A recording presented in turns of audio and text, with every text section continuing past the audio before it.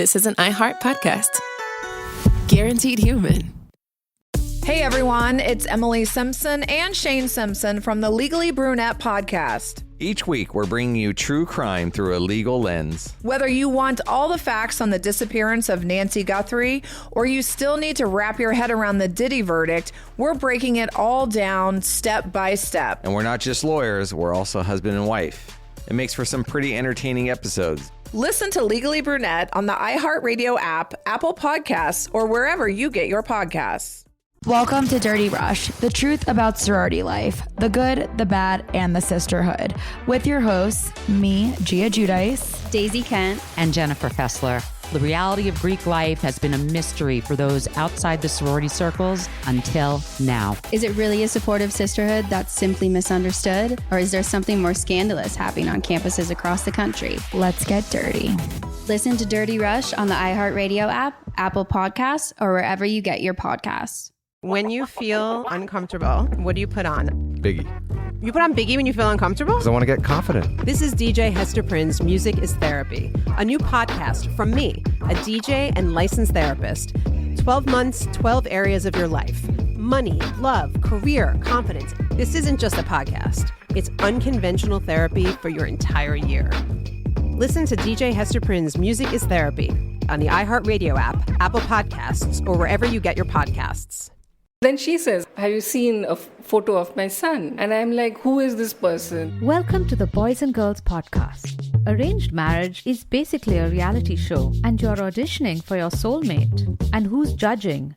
Only your entire family. I sacrificed myself to this ancient tradition, hoping to find love the right way. And instead, I found chaos, comedy, and a lot of cringe. Listen to Boys and Girls on the iHeartRadio app, Apple Podcasts, or wherever you get your podcasts. Cool Zone Media.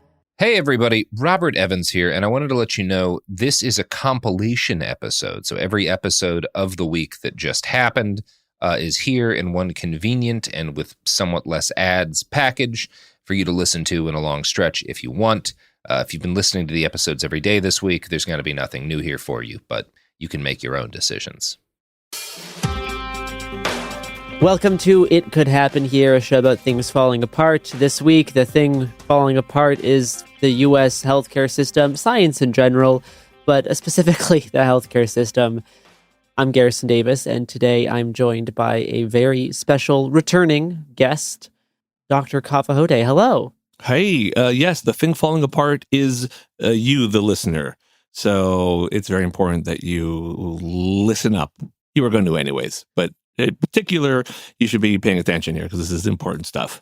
So in mid-May, we got some news in the FDA, CDC, Human Health and Services front, as there's been a lot of news in the health front, but specifically we're going to be talking about the new guidelines for COVID vaccines that the FDA is trying to push through in the United States. So the new FDA commissioner, Marty Makary, and the top vaccine regulator, Vinay Prasad, have published a quote-unquote study. You pushed back on the use of the word study in the New England Journal of Medicine about the COVID vaccine booster shots. Yeah. And are going to be changing the guidelines for how these are going to be administered and who has access to them. Yeah. Particularly those under the age of 65 might have a harder time getting the COVID booster that they have, like the past few years, requiring certain pre-existing conditions to qualify.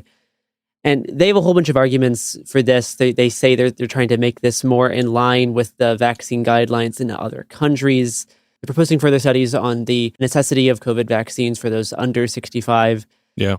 And for someone like me who tries to keep up with COVID boosters and, doesn't like getting infected with COVID, some of this can seem a little bit both confusing and worrying, and considering like the anti-vaccine takeover of the FDA and like the federal health services in general, it's a frightening move, I guess. Yeah, I think you're right to feel concerned. It is something I am a little concerned about for a couple of reasons. One, I just don't flatly agree with limiting the use of the vaccines to the people they're planning to limit it to.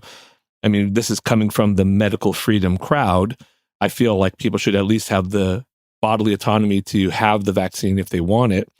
That's a part of it. But I'm actually even more concerned about the bigger sense of what this represents. On the surface, making some changes is not totally unreasonable to our vaccine policy. And we generally reassess our COVID vaccine policy annually. So that's not too abnormal. But the thing is, we have this whole system set in place to do it in a efficient, smart way that is public. And there's a process to it.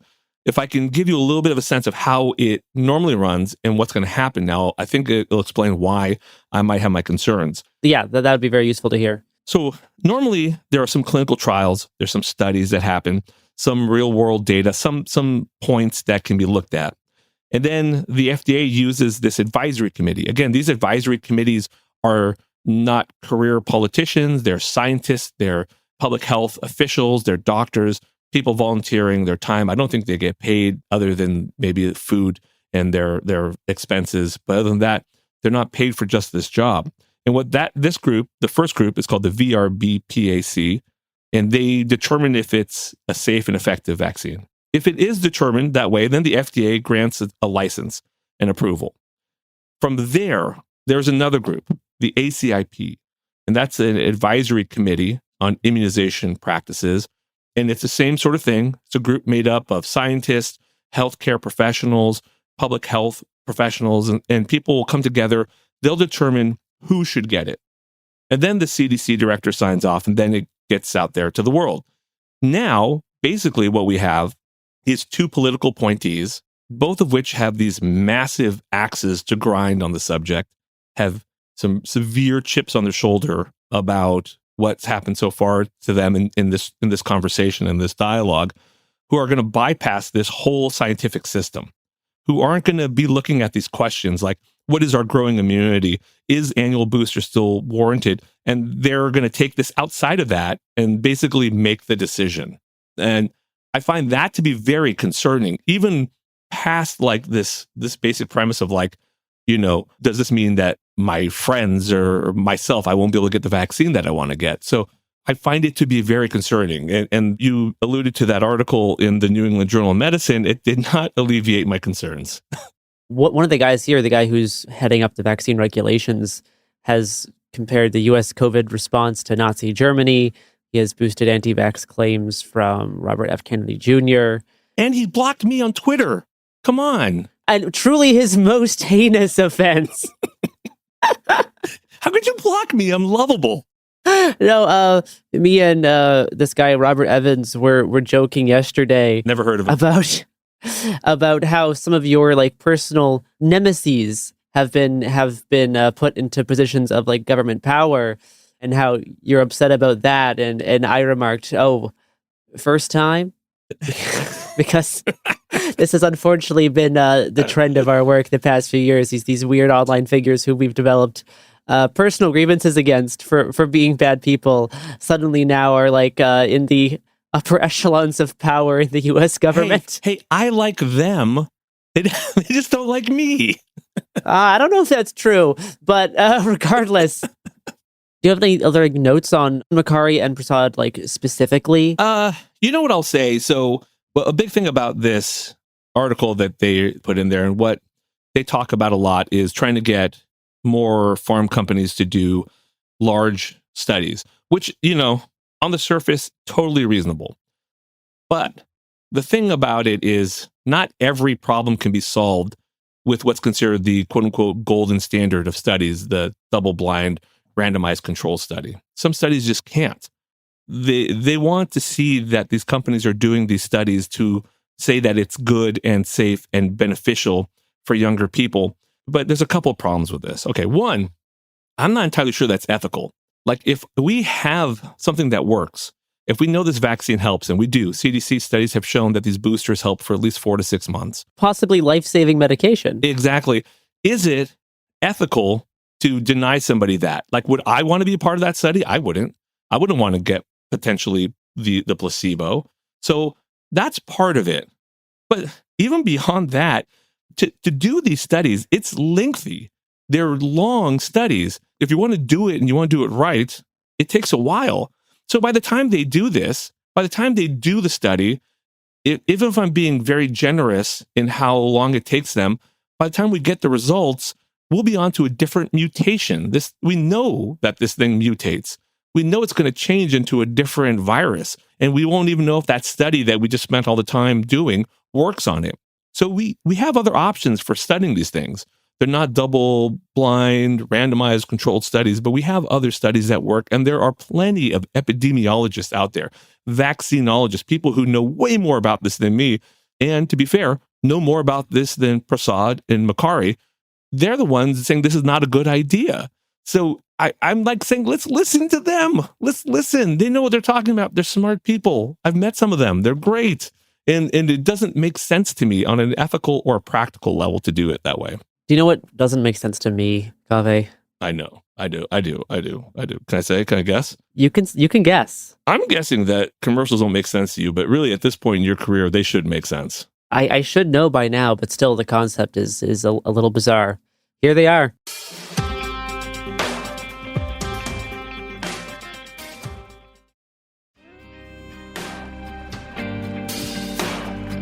Okay, we are back. I guess let's get into more how this will affect the average listener. Like, what these things could mean, like both in, I guess, the short term and then like the long term. If you're trying to plan out your health journey, what kind of like risks you have. If you're immunocompromised, what that means for you versus if you're magical, perfectly healthy, 25-year-olds, prancing around with no issues. Prancing, as the kids do. Kids love to prance. So in the short term, it's not clear. In a month, that advisory committee I mentioned, the ACIP, is going to meet, or they're supposed to meet. I don't know if it's still going to happen. And they're supposed to determine who should get this. So first things first, they could disagree. It would be the first time I've seen it. I've never seen the FDA and the ACIP not be in lockstep in this regard. And maybe it's happened, but I can't think of it. And I don't know. I don't know what'll happen. That'll be a little bit of chaos, and it'll be interesting to see what happens at that point. But if it goes as the FDA now plans, it will limit who can potentially get these vaccines if you're not over 65, if you don't have what's considered a risk for serious disease like asthma, cancer, kidney disease, certain types of liver, lung disease, diabetes. If you don't have any of these things, then it's not clear to me. Will the pharmacist not give it to you? Will the pharmacist check if you tell them you have one of these things? Will insurance cover it? I don't know. And that's really concerning. I think the price is going to go up. And that does relate to the bigger concern, the long-term problem in this, which is, Kennedy has said he's not taking away vaccines. Great. He doesn't actually need to take away vaccines. He just needs to do things like this so that nobody wants to pay for it. Nobody wants to go through the process of studying it. Nobody's going to make them. Insurance companies aren't going to pay for it. People aren't going to end up being able to afford it. There are going to be lesser and fewer of them, and they will go away naturally on their own because of this. That's really the long-term concern that I have with this. The short-term concern, I don't know. It's going to be interesting, there's certain things on this list that the CDC has. Like, for example, physical inactivity is on this list. Who could argue with you on that? If you tell the pharmacist you're having physical inactivity, will they check that? How will they check that? So I don't know what'll happen in the short term. In the long term, definitely big concerns. It seems like part of their strategy here is just putting as many roadblocks in between you and vaccines that could save your life as possible to further whatever conspiracy-driven worldview that the people at the top have. And just the inhumane side effects that's going to have across the entire population. Absolutely. To also put this into context, COVID, we're in a better situation than we were years ago. That's certainly true. But at least from the CDC records alone, 47,000 Americans died from COVID-related diseases last year. At least 2/3 of that number were directly due to COVID. And amongst that, there are about 230 deaths from kids. That is a significant number. And at least you can say at least 130 of those kids were directly related to COVID and not from some other problem. So this is significant stuff that we're still dealing with. And long COVID can affect people. Long COVID can affect all groups. It can affect young and old. So it is concerning, and it bothers me in particular that the group doing this, as I said in the beginning, is the medical freedom group. And this is sort of the exact opposite of this.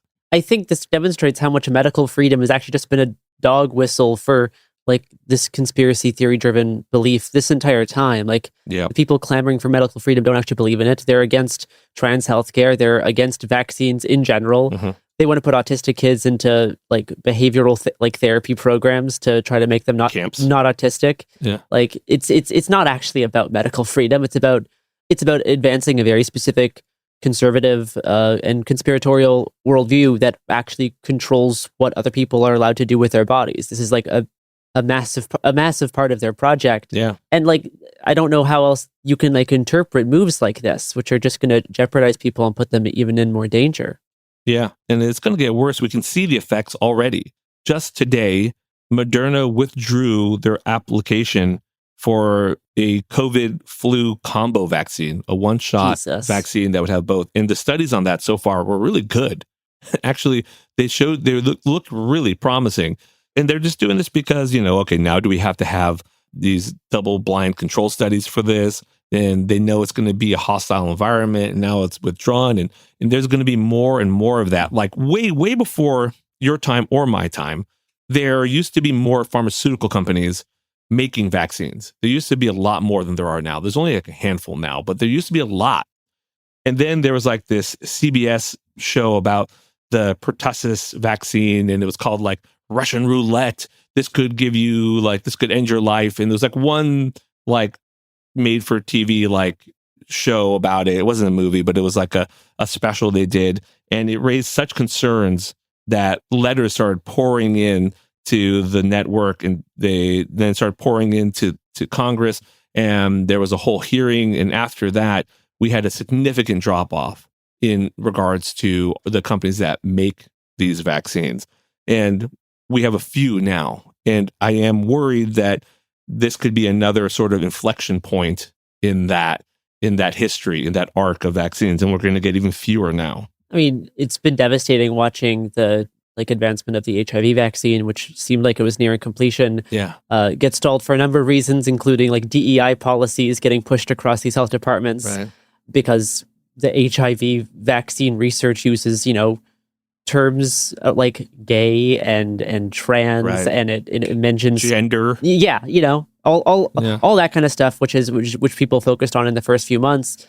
I'm super nervous about the COVID nasal vaccine getting basically shelved. Yeah. And every like new thing we see come out of the FDA just makes those fears heightened. Yeah. It's pretty rad. Not to be too depressing, but that is kind of the mood of the show. In some ways. Yeah. Like people can still, wash hands, mask up. At this point, people can still get the vaccine, but like the way that we've been like treating like the widespread health of this country has already been pretty bad the past few years. Yeah. And this is like trying to intentionally make it worse. Yeah, it does feel like that sometimes. Yeah. I am concerned about it all, but you're all right. We still have, as of now, I mean, there's still some options going forward in terms of vaccines, and hopefully we'll continue to have them. Totally. And we'll see how this plays out. I am really curious. The next month will be very telling when we have that ACIP advisory committee, again, if it's allowed to happen, and they allow people like Paul Offit, people who are real vaccinologists, people who know about vaccines, not just appointed political people, but people who actually study this and know it. If they come on and they can provide enough pressure, if people can support them, then I do think that there is some hope that the pushback will help us alleviate some of this restriction. I hope. Would the people on the ACIP panel be like political appointees? Do they have the same like risk of all these other people put in under RFK Jr., where they're very clearly politically there, versus like careerists who are actual experts in the field? Well, unless they change it, the ACIP is not set up like that. The ACIP is just, these really great group of independent doctors and scientists, public health experts that are using real world data They're looking at how the immunity shifts over time. They're looking at the virus and seeing if it's changing. But really volunteers that come from the world of science to do so. So as of now, that's not how the group works. I don't know if that'll hold. I mean, I don't see any reason why they couldn't, if they wanted to, scrap the ACIP, get rid of the people on it, people who are vaccinologists who are of great significance to the community, like, Peter Hotez or your Paul Offits, these scientists who really study and look at these things, and put in just people who are already in line. I mean, unless I'm missing something about it, I don't see why they couldn't do that. I hope they don't. I think there's enough scientific background in Prasad and Makari that they would recognize the importance of an independent council, but I'm not sure. Well, that's good to know. We don't need to be fully doomer-pilled on that, but it's a good thing to watch out for. Do you know what I'm going to be watching out for, Kaveh? I do. I certainly do. You're going to be listening more than watching, but you're going to be listening for some really great ads.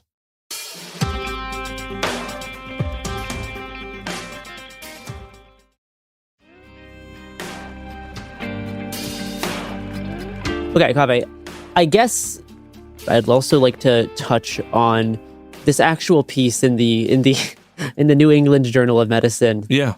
Their quote unquote evidence-based approach to COVID-19 vaccination, which is more of a blog post, right? It is not a study. It is a blog post. And specifically, they talk about how the United States has a much more severe vaccine strategy than other countries in Europe. And they try to use this to justify their own beliefs, saying that they're trying to bring things in line with the vaccine policies in other countries. Is this real? Is this true? I don't live in Europe. I'm not super familiar with the European vaccine guidelines. I don't expect you to be an expert either. No, it's really funny, though, that you mention it, because it's so funny what they decide to endorse about European policy. Like, we'll socialize medicine. Most of these European countries have socialized medicine. They will have nothing to do with that. And then they'll nitpick certain things. So there is some truth to the fact that we are doing things differently. And again, I'm not opposed to looking at that and being like, okay, what are other countries doing? Does it work? And could we do that?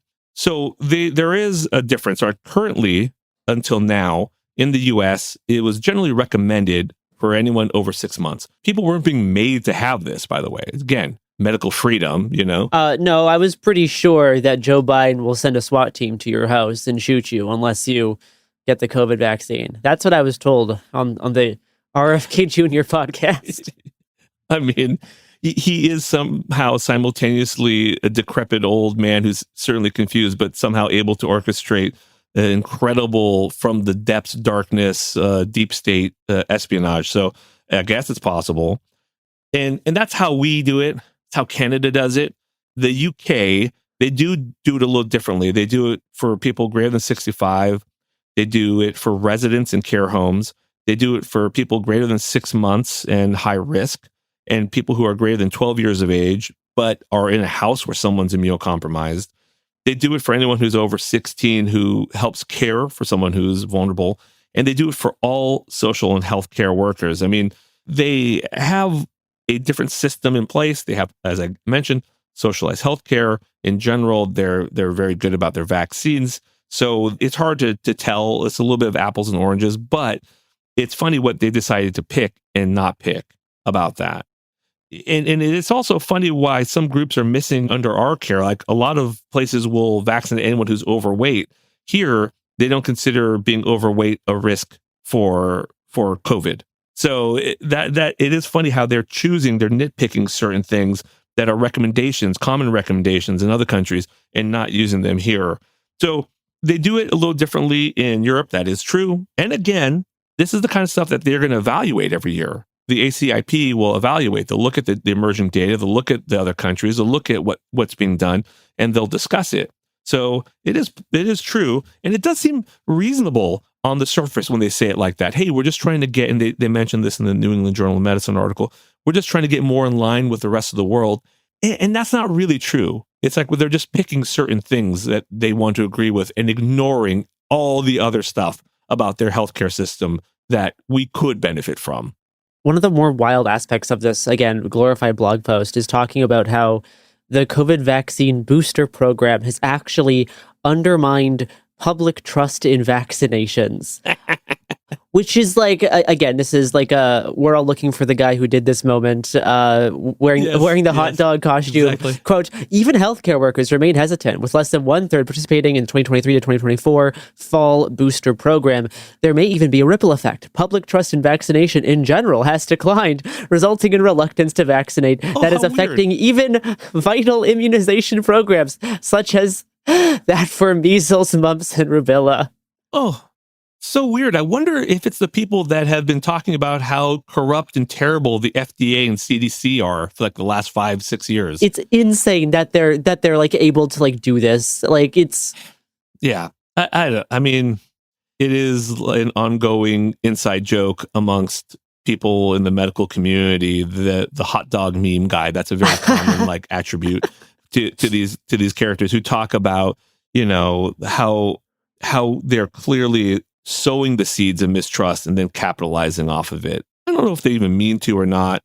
And people ask me a lot. They're like, you know, why do they do this? And that's a tough one for me. That's your friend, Robert Evans. I ask him that every time I'm on his podcast. There's a point in the podcast where I don't do this on purpose, where I just don't understand. And I need to understand why it's being done. And in these cases, it's hard. You know, previously, Vinay Prasad had a podcast that people really liked called the Plenary Podcast in the medical community. I never listened to it because I don't listen to medical podcasts. Why would I? And what it did basically was it would break down like studies and go over them in a very sort of skeptical way. And I think it's good as a doctor to be skeptical. I think that's a good attribute for us to have. And it was useful in many ways. But then I don't know if it's audience capture. I don't know if it's true belief. I don't know what shifted, but it does seem that it was a steady growth into this contrarian perspective from the medical community that doesn't totally make sense to me. Like they all kind of feel like they're Galileo or Semmelweis, that they had this rare contrarian opinion that made them special and they were attacked for. But in my mind, it's not so much that as it is, you know, there is a scientific process that we have.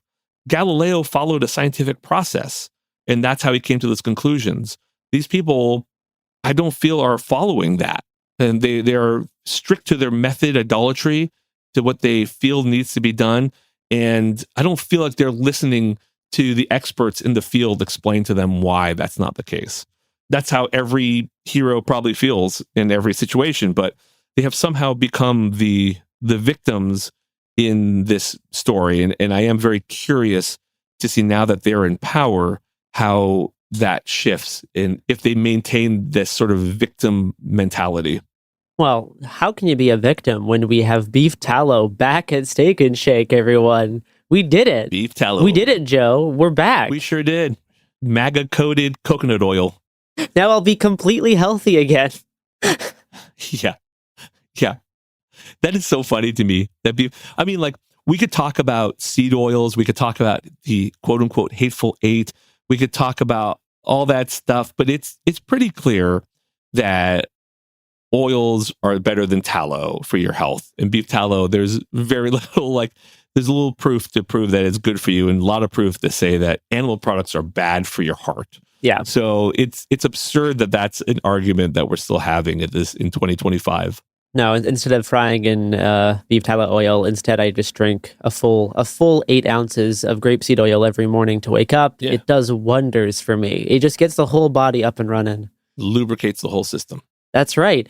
I know you can't give medical advice, but do you have any advice to give listeners before we close? At least people who are afraid of what these changes from RFK's FDA will mean for them and their community. Yeah, I think it's okay to be concerned about it, but I do think there is some time to go. There's going to be a lot of people from the medical community fighting to try and fight these restrictions on the vaccine, so we'll see how that goes. You will probably be able to find ways to do it. You should talk to your doctor about it. because your doctor probably can see a risk factor that you don't, if you don't see one that automatically fits that list from the CDC. Your doctor might be able to find one that is, and I'm not talking about fraud, I'm talking about like real things. Your doctor may be able to look through your chart, look through your history, talk to you, and find a risk factor that you didn't think was a risk factor. Like, for example, physical inactivity or, smoking. So there are things that we can look for. And as they shift those goalposts, which I'm sure they will, we'll also be trying to find ways around that as well. And, when the ACIP comes out, there's going to be a lot of pressure on them. And I think we can pressure our Congress and we can pressure our representatives to support them, at least nominally, to discuss it, if nothing else. Because I don't think this is getting talked about that much. So I think if we can bring it to the public attention, I think we can shift the narrative on vaccines. I do believe that the narrative has shifted on COVID and vaccines in this terrible way, this revisionist way where everyone pretends it wasn't a big deal and that we didn't lose millions of people. And I think if we can keep that in the public discourse, I think that alone will help. I think that's important for us to do. And that's what people, on Reddit and people on the internet and Facebook and all that stuff can do, is they can help keep this in the public eye and fight that incipient, I don't know if that's the right word, insidious is probably the right word. It's this really subtle sort of reconstructing of the narrative of what COVID was and how important these vaccines are. So that's how people can help in the immediate future. And then, stay tuned, talk to your doctor about vaccines and when you can get them and get them as soon as you can. I do think that's a good idea for both flu and for COVID boosters when available. Kaveh, lovely talking with you as always.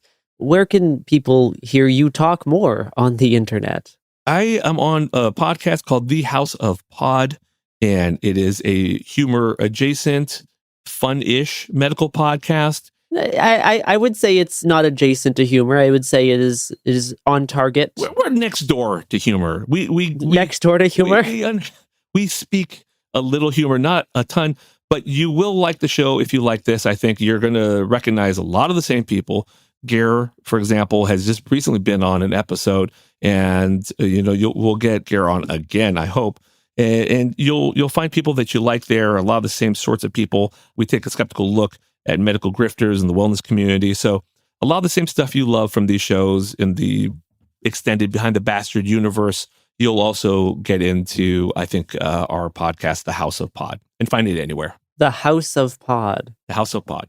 The first time I met you online, I was invited onto the show, and it was a pretty busy year, 2020. There was a lot going on for me with the riots and such, and the whatever damage was done to my brain via all that tear gas.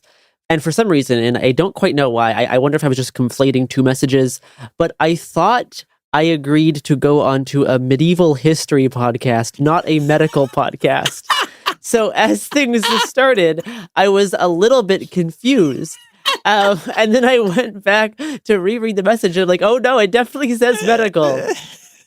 And I still don't quite know how I did that. Like I said, a lot going on that year. You did great. Whatever it was, whatever you thought you were doing, you did it well.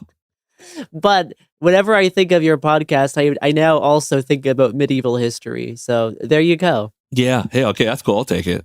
We did do an episode. Not every episode is strictly like medical stuff. I did an episode with these guys who wrote this book on Sparta and the battle with the Persians, and how this story has been sort of turned into something grossly that's not, partially because of 300 and partially because of other reasons. Yeah. And so there's a little bit of that. Yeah. It makes sense. Yeah. You would like that episode. How often do you think about the Roman Empire? I don't. I think about how the Persians killed a lot of them over the Thermopylae. That brings me a little spark of joy. Okay, good to know. Just kidding, listeners. I don't approve of people being murdered. I don't, even if they're jerks. Good to say in this day and age. Yeah. Thank you so much, Kaveh. Thank you for having me.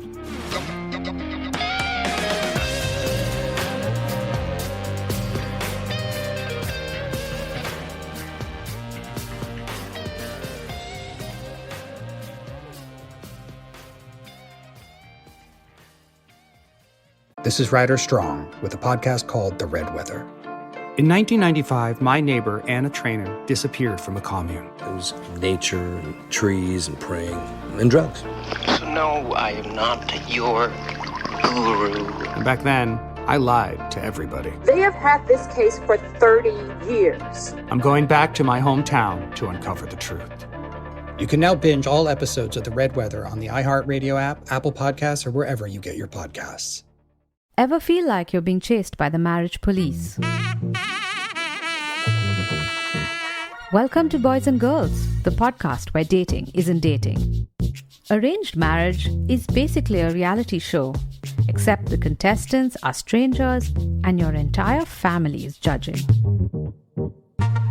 You're sipping coffee with one maybe, grabbing dinner with another, and praying your karmic Ken or Barbie appears before your shelf life runs out. Trust me, I've been through this ancient and unshakable tradition.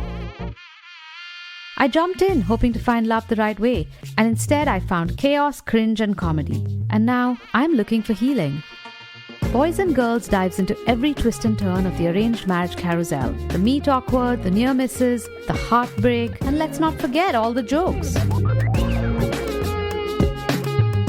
Listen to Boys and Girls on the iHeartRadio app, Apple Podcasts, or wherever you get your podcasts. Usually on This Podcast Will Kill You, we talk about the diseases, infections, and biological threats that can make us really sick. But right now, we're doing something a little different. We're stepping back and looking at what the human body needs to keep going. When you consider what we know about sleep in humans, there's one rule that comes out. We are predictably unpredictable sleepers. We're talking about why sleep works the way it does, why our bodies don't follow neat rules, and why modern life makes rest so hard to come by. The second half of our series takes us to the digestive system with a multi-part series on what happens after we eat. Okay, I just have to say that all of my favorite words apparently are digestive words. Sphincter, peristalsis, duodenum. It's fascinating, it's funny, and it matters so much more than you think. Episodes of our new series run from January 20th through February 17th, with new episodes every Tuesday on the Exactly Right Network. Listen to This Podcast Will Kill You as part of the Exactly Right Network on the iHeartRadio app, Apple Podcasts, or wherever you get your podcasts. You know Roald Dahl, the writer who thought up Willy Wonka, Matilda, and the BFG. But did you know he was also a spy? Was this before he wrote his stories? It must have been. Our new podcast series, The Secret World of Roald Dahl, is a wild journey through the hidden chapters of his extraordinary, controversial life. His job was literally to seduce the wives of powerful Americans. What? And he was really good at it. You probably won't believe it either. Okay, I don't think that's true. I'm telling you, the guy was a spy. Did you know Dahl got cozy with the Roosevelts, played poker with Harry Truman, and had a long affair with a congresswoman? And then he took his talents to Hollywood, where he worked alongside Walt Disney and Alfred Hitchcock before writing a hit James Bond film. How did this secret agent wind up as the most successful children's author ever? And what darkness from his covert past seeped into the stories we read as kids? The true story is stranger than anything he ever wrote. Listen to The Secret World of Roald Dahl on the iHeartRadio app, Apple Podcasts, or wherever you get your podcasts. Welcome to It Could Happen Here. I'm your host, Mia Wong. Today is the day before the 36th anniversary of the Tiananmen Square massacre. We're doing something a little bit different. 3 years ago, I wrote a pair of episodes about Tiananmen, democracy, and the international workers' movement, expanding off a piece I'd written for Lausan a year before that. That was a long time ago. The world is a fundamentally different place than it was in 2021. Europe has been consumed by war. Whole revolutions rose and fell. The fascist threat we defeated in the streets returned to power in a new and more terrifying form. In this new, uglier, and more brutal world, I wanted to return to Tiananmen, to return to one of the great horrors of another age, to see if we can take anything new from the wreckage of the death of hope. I'm no longer the same person I was when I originally wrote these episodes, and so today and tomorrow are Tiananmen Remastered. There were really 3 Tiananmens. The first and most famous Tiananmen was a student protest inside Tiananmen Square itself. If you've heard the word Tiananmen before, This is a story you know. The second Tiananmen was the Tiananmen of the blocks of Beijing around the square. Blocks seized and transformed by Beijing's working class. If you've heard about this Tiananmen at all, it's probably in the context of the tanks rolling through them on their way to the square. And then there was the third Tiananmen, the protests in other cities, of which we still, years after I wrote the original piece, know distressingly little about. Our focus today is on the first two. The students of the student protests were a weird ideological grab bag that cannot simply be reduced down to the simplistic pro-democracy label they've been saddled with in the 3.5 decades since Tiananmen. The short version is this. The students were pissed off about what's called reform and opening, not going fast enough. And we should talk about what reform and opening actually was. On the one hand, you had some steps to ease restrictions on free speech, rehabilitate intellectuals, and other people with so-called bad class backgrounds, and allow for a broader public discourse. This was paired with market reforms that started to bring capitalism back to China. This was a shit show in a lot of ways. If you want to hear about the CCP reinventing what's essentially debt peonage about 5 years into this process, go listen to my Behind the Bastards episode about the poison milk scandal. But reform and opening is remembered as a kind of golden age of free expression, a golden age of hope and possibility, where things really seemed like they could be different. This is not entirely accurate. Reform and opening also saw a bunch of absolutely draconian crackdowns on the social sphere. There was the one-child policy, a hideous expansion of the state into the sphere of social reproduction, replete with forced sterilizations and the reimposition of patriarchal power. It saw the tightening of one-man rule in the factory, the destruction of any form of workers' decision-making, and control over the process of their own labor. In these horrors, you can see the beginning of the fragmentation of Tiananmen and Chinese politics more broadly already forming. The students wanted market reform to go faster. They wanted more freedom of speech. They sort of wanted democracy, but mostly they wanted to be in charge of the party so they could crush the bureaucracy that was holding market reforms back. It's worth noting, of course, that many of these students were involved in what became known as neo-authoritarianism, which holds that the strong central party should take full control of society and destroy factions in the bureaucracy. It was an ideology that survived the death of the protests and went on to become a major faction of the CCP itself in the 90s and 2000s. And this is where some of the truly weird shit at Tiananmen comes from. The students were, in many ways, an incredibly hierarchical movement, which escalated to the point where student leaders were kidnapping each other for control over stages and microphones. And these protests, in terms of their nominally stated goal of influencing the factional fights inside the party, were stunningly ineffectual. The guy they were trying to defend inside the party wound up getting ousted and put under house arrest for the rest of his life, and the changes they demanded failed to occur. But Tiananmen, as I mentioned earlier, was also the workers. And for most of the protests, the students absolutely hated them. Students barred workers from entering the square itself until the final hours of the protests, tried to stop workers from carrying out a general strike, and relations were, in general, extremely bad. This raises the question, what were the workers doing there in the first place? There's a few answers. The simplest and most immediate one is that the workers were pissed off at how badly the party was treating students in the square. But there were other things going on too. The late 1980s in China saw rampant and skyrocketing inflation. The rapid price increases threatened the supply of cheap grain that composed a huge supply of welfare services provided to urban workers. Meanwhile, marketization was accelerating, and suddenly you had CCP princelings racing down the streets in imported sports cars, driving past workers on their bikes and spending a year's salary gambling at the racetrack. And this pissed people off, so they started organizing. I'm going to read a section from a piece by Yuran Zhang about what the workers were doing. During the struggle to obstruct the military, workers started to realize the power of their spontaneous organization and action. This was self-liberation on an unprecedented level. A huge wave of self-organization ensued. The Workers' Autonomous Federation membership grew exponentially, and other workers' organizations, both within and across the workplace, mushroomed. The development of organization led to a radicalization of action. Workers started organizing self-armed quasi-militias, such as, quote, picket corps and, quote, dare-to-die brigades, to monitor and broadcast the military's whereabouts. These quasi-militias were also responsible for maintaining public order, so as not to provide any pretext for military intervention. In a sense, Beijing became a city self-managed by workers.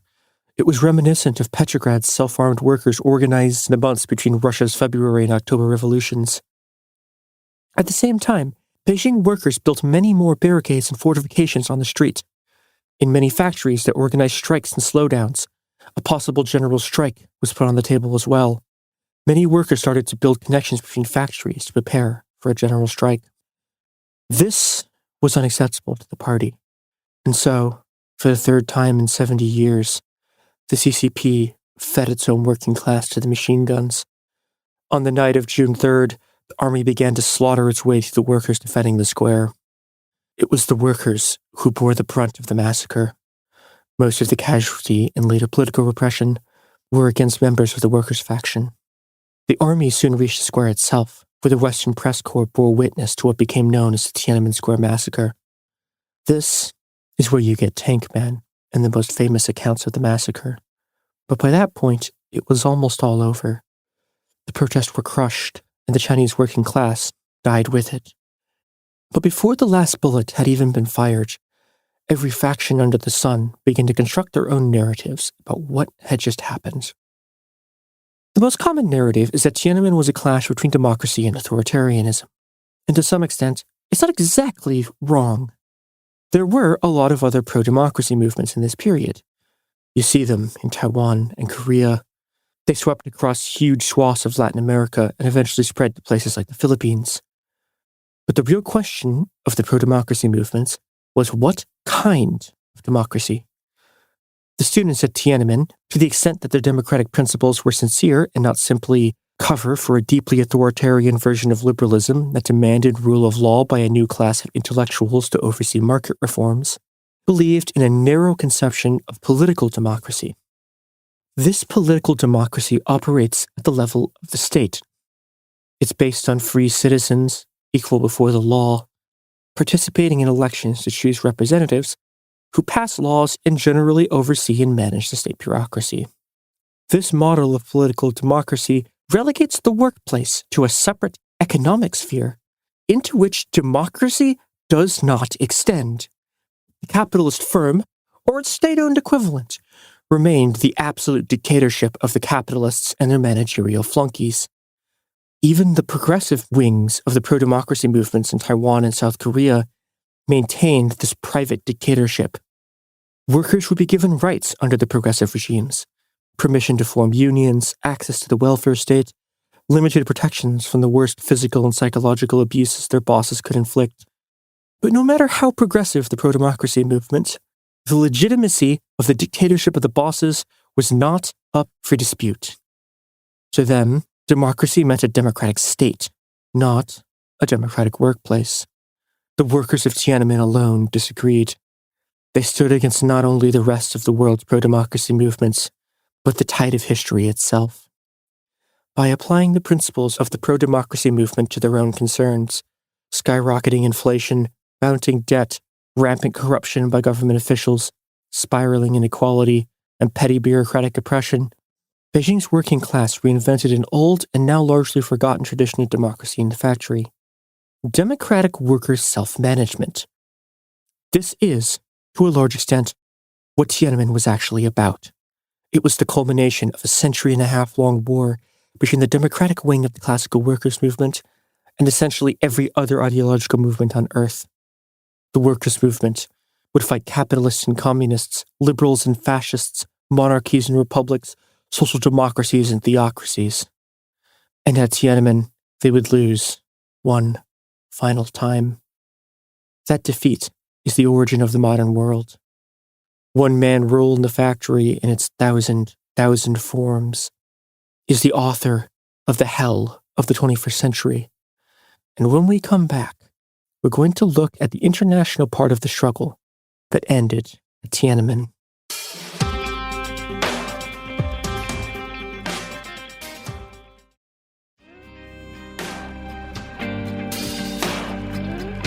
To fully understand the magnitude of Tiananmen, we need to go back to the revolutions of 1848. If you want a detailed accounting of 1848, go listen to the Revolutions podcast. It's great. It's also many episodes. The short version is that there were a bunch of revolutions across Europe in 1848, collectively known as the Springtime of the Peoples. It was the first wave of revolutions where socialists were a real political faction. Friedrich Engels, that Engels of Marx and Engels fame, was on the barricades with a rifle fighting in Prussia. There was a huge revolution in France where they deposed the king. And the question of how far democracy was going to go came for the first time to the forefront.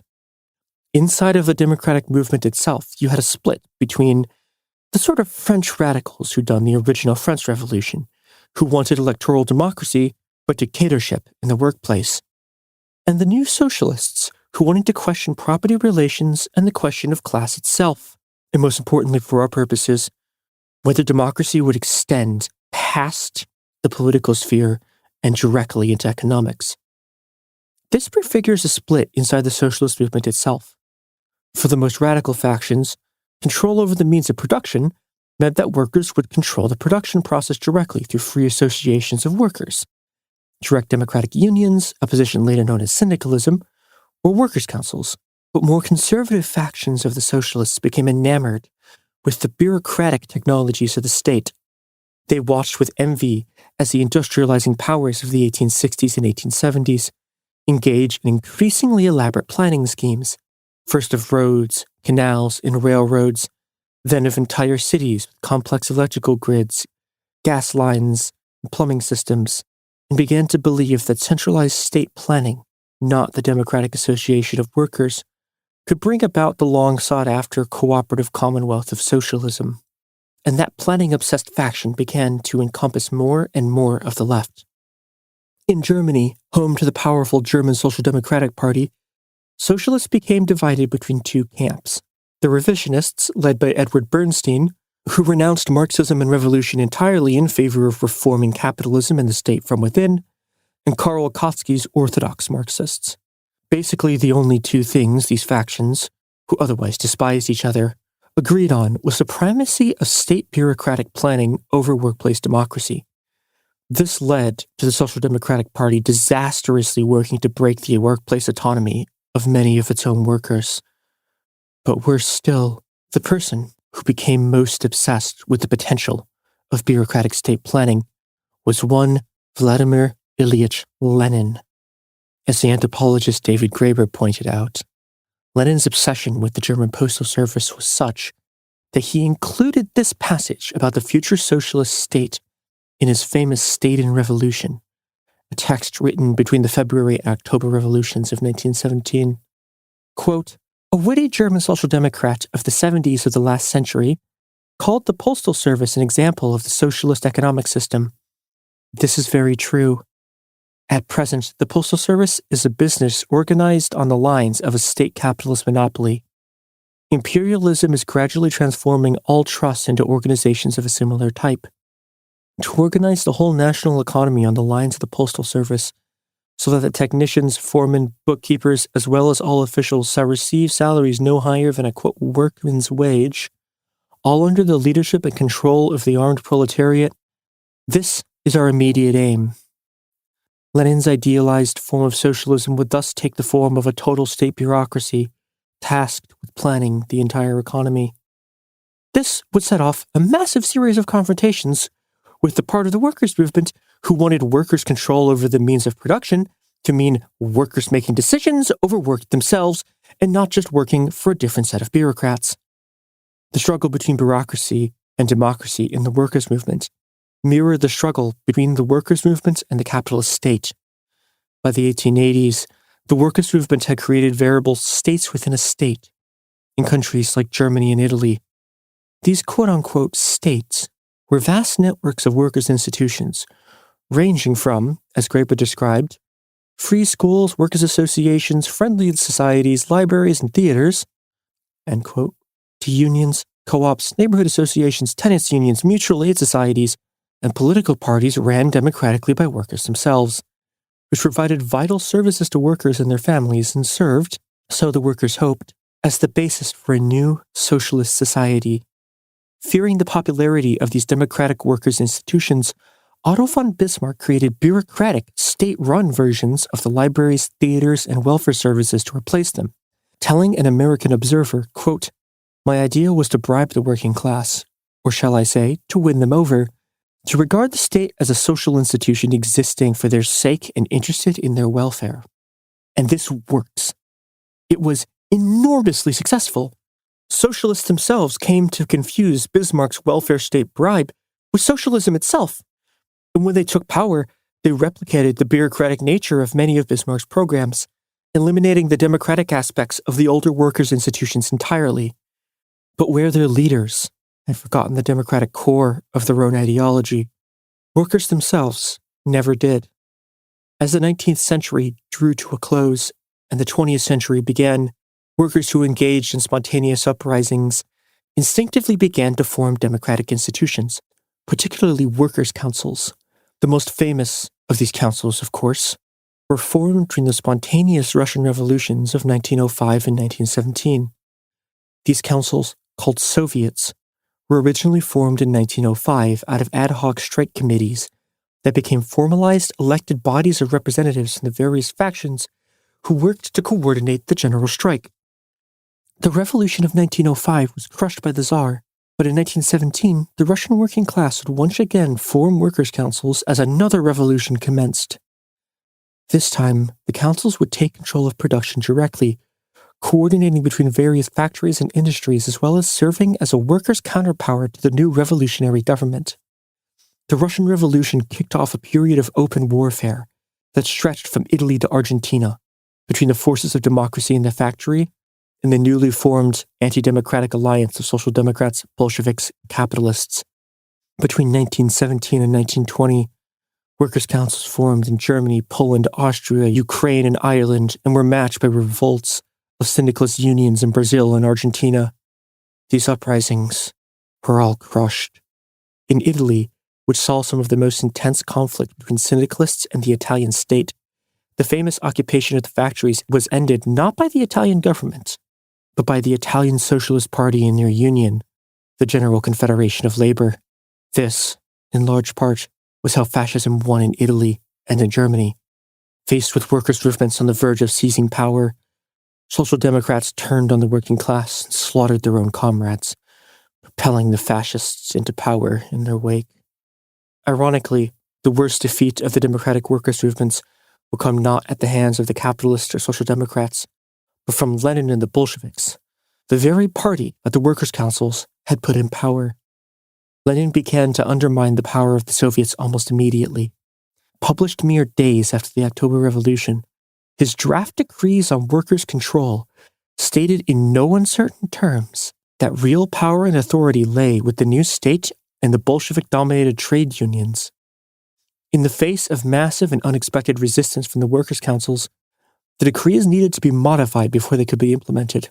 But while publicly declaring his support for the workers' councils, the Bolshevik slogan was, after all power to the Soviets, Lenin continued to chip away at their power until he finally admitted his real position on democracy in the factory in 1918, in the horrifying, the immediate tasks of the Soviet government. Quote, "Unquestioning submission to a single will is absolutely necessary for the success of labor processes that are based on large-scale machine industry. Today, the revolution demands, in the interest of socialism, that the masses unquestioningly obey the single will of the leaders of the labor process." This is obviously one of the most disturbing things I've ever read. But to be clear, while Lenin is more candid about what one-man rule in the factory actually entails, the system he's describing isn't actually different from one-man rule in any other political system. Bolshevik rule in the factory would be no different than capitalist, social democratic, or even fascist rule.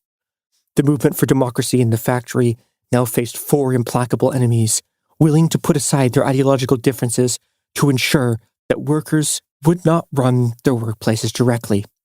And as the 1920s bled into the 1930s, the movement seemed to have all but disappeared in a hail of bullets and blood.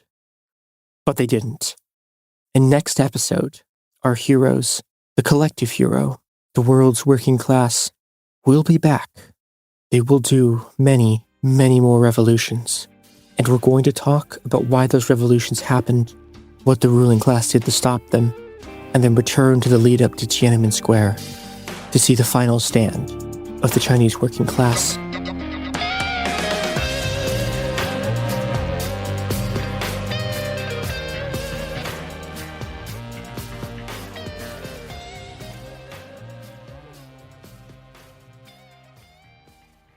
This is Ryder Strong with a podcast called The Red Weather. In 1995, my neighbor, Anna Trainer, disappeared from a commune. It was nature and trees and praying and drugs. So no, I am not your guru. And back then, I lied to everybody. They have had this case for 30 years. I'm going back to my hometown to uncover the truth. You can now binge all episodes of The Red Weather on the iHeartRadio app, Apple Podcasts, or wherever you get your podcasts. Ever feel like you're being chased by the marriage police? Welcome to Boys and Girls, the podcast where dating isn't dating. Arranged marriage is basically a reality show, except the contestants are strangers and your entire family is judging. You're sipping coffee with one maybe, grabbing dinner with another, and praying your karmic Ken or Barbie appears before your shelf life runs out.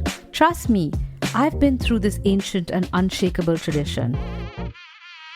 I jumped in hoping to find love the right way, and instead I found chaos, cringe, and comedy. And now I'm looking for healing.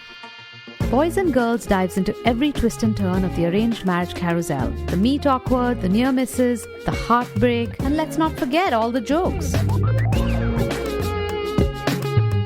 Listen to Boys and Girls on the iHeartRadio app, Apple Podcasts, or wherever you get your podcasts.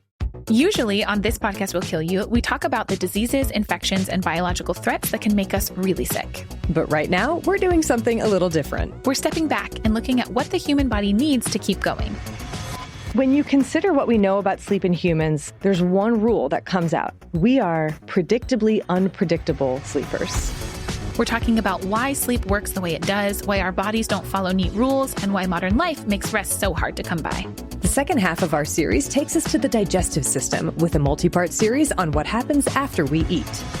Okay, I just have to say that all of my favorite words apparently are digestive words. Sphincter, peristalsis, duodenum. It's fascinating, it's funny, and it matters so much more than you think. Episodes of our new series run from January 20th through February 17th, with new episodes every Tuesday on the Exactly Right Network. Listen to This Podcast Will Kill You as part of the Exactly Right Network on the iHeartRadio app, Apple Podcasts, or wherever you get your podcasts. You know Roald Dahl, the writer who thought up Willy Wonka, Matilda, and the BFG. But did you know he was also a spy? Was this before he wrote his stories? It must have been. Our new podcast series, The Secret World of Roald Dahl, is a wild journey through the hidden chapters of his extraordinary, controversial life. His job was literally to seduce the wives of powerful Americans. What? And he was really good at it. You probably won't believe it either. Okay, I don't think that's true. I'm telling you, the guy was a spy. Did you know Dahl got cozy with the Roosevelts, played poker with Harry Truman, and had a long affair with a congresswoman? And then he took his talents to Hollywood, where he worked alongside Walt Disney and Alfred Hitchcock before writing a hit James Bond film. How did this secret agent wind up as the most successful children's author ever? And what darkness from his covert past seeped into the stories we read as kids? The true story is stranger than anything he ever wrote. Listen to The Secret World of Roald Dahl on the iHeartRadio app, Apple Podcasts, or wherever you get your podcasts.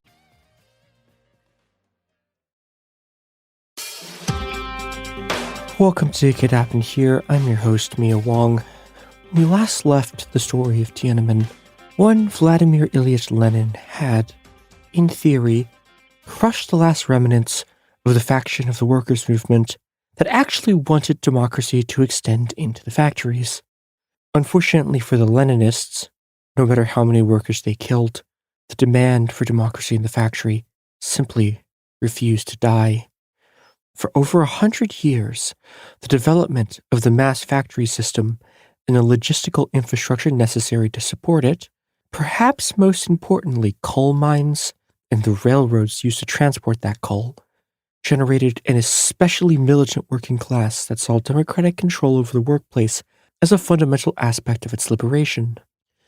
Ideologically, as the journal endnotes pointed out, this manifested in a series of interlocking beliefs about the nature of the working class and class society, all of which were necessary for the instinctive formation of workers' councils to manifest themselves in moments of revolutionary crisis.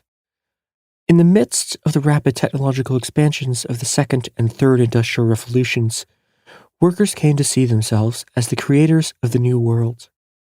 This produced the second belief that drove the classical workers' movement. The producers of this new world should also be its inheritors. Thus, the goal of the workers' movement was to take control of production itself and manage it for the common benefit of workers themselves. These two beliefs, in and of themselves, were not unique to the democratic wing of the workers' movement. They broadly comprised the ideology of the movement as a whole. And by this point, the workers' movement was extremely broad, stretching from social democratic trade unionists to the intellectual heads of the Leninist vanguard parties. What made the democratic wing unique was its concern with the fundamental alienation of factory life, with the condition of being reduced to an object by bosses who simply used workers as human tools. For the Leninists and Social Democrats, alienation was simply a product of ownership or distribution. The liberation of the working class would be found in its productive capacity, not in its innate humanity and creativity. But for the democratic wing of the workers' movement, this solved nothing. As long as the fundamental reduction from human to object that characterized one-man rule in the factory persisted, changes in ownership structure and health benefits missed the entire point. That degradation could only be solved by returning agency and autonomy to the working class, by giving the class itself control over the production process that for so long had controlled them. In 1936, Spanish workers decided to take matters into their own hands and seize control over their workplaces en masse. The Spanish Revolution, as it later became known, would become the largest and most extensive experiment in democratic workers' self-management before or since. Everything from public utilities to bakeries to hospitals to shoe factories fell under the control of the direct democratic unions. And once their former bosses had been chased from the premises, the workers set about transforming the entirety of Spanish society along democratic lines, pooling their resources collectively and allocating them democratically for the benefit of everyone. For a brief moment, the triumphant experiment in democratic self-management delivered on its promises. Output increased dramatically, social services were expanded, and the workers of Spain, by their own self-organization, developed a universal healthcare system that dramatically expanded service into rural areas where care was previously inaccessible. But the revolution had begun amidst a violent civil war in Spain, and under the guise of an anti-fascist alliance, liberal, socialist, and Stalinist forces brutally stamped out any attempt at democratic self-management and returned the factories to their owners before losing the war to the fascist armies of Francisco Franco. Undeterred by the mounting casualty tolls of pro-managerial massacres, revolutionary workers formed workers' councils and mass factory assemblies once again in Hungary in 1956, and then again in Italy, France, and Czechoslovakia in 1968. Hungary in particular is an interesting revolution, because over the years it has been subjected to so much of the same liberal mythologization you get with Tiananmen, but this time even worse. The Hungarian Revolution is remembered as a liberal democratic revolution.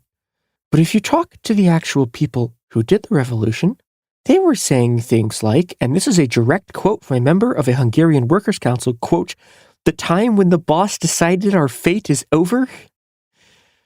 In reality, far from simply instituting liberal democratic democracy, Hungarian workers seized control of their factories and workplaces, formed workers' councils, and overthrew the government before Russian tanks slaughtered them. This was not a liberal democratic revolution at all.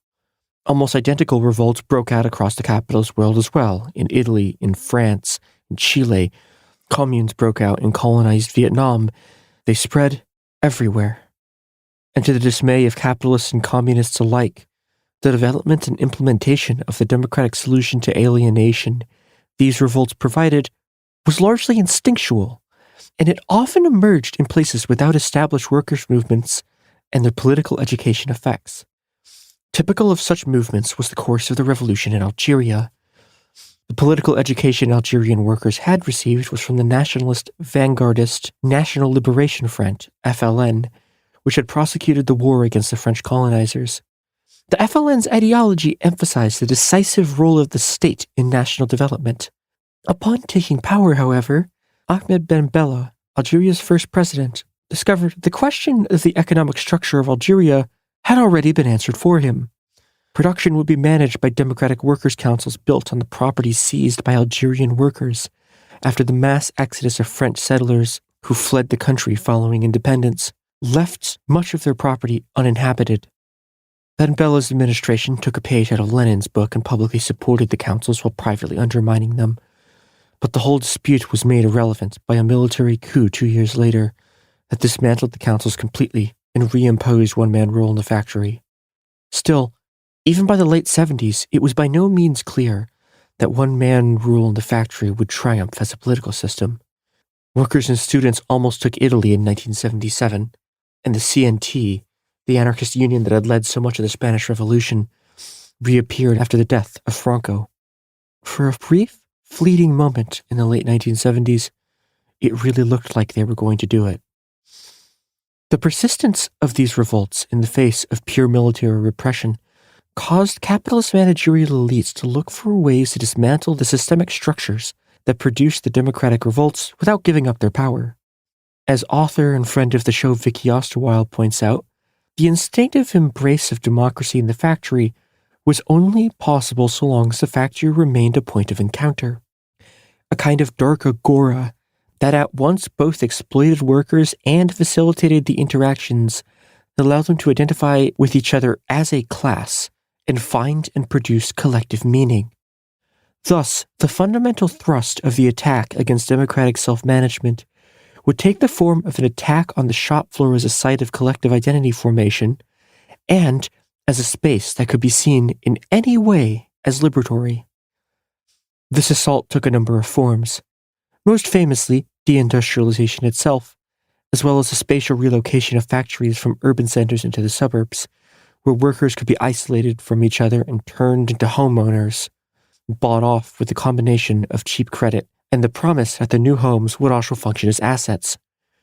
The quote-unquote democratization of finance replaced the democratization of the factory as the capitalist class funneled union pensions into the stock market, thus tying what remained of organized labor to the fate of capitalism itself. Corporations began to turn the workplace into an immense propaganda apparatus, replete with mass ideological programming designed to promote identification with the corporation itself, and not the working class as a whole. Worst of all, the mobility of capital and the immobility of workers combined with the new logistics networks and technological advances in containerized shipping to create a world where if workers ever began to get the upper hand, capitalists could simply move elsewhere. As the total size of the industrial working class contracted, capitalists increasingly took that option and left, spitting vast populations out of the traditional workforce entirely. These developments would eventually destroy the classical workers' movement, but in order for the anti-democratic counter-revolution to succeed, it needed somewhere to move their production to, somewhere with a large, exploitable labor supply. The capitalist class found that answer in China.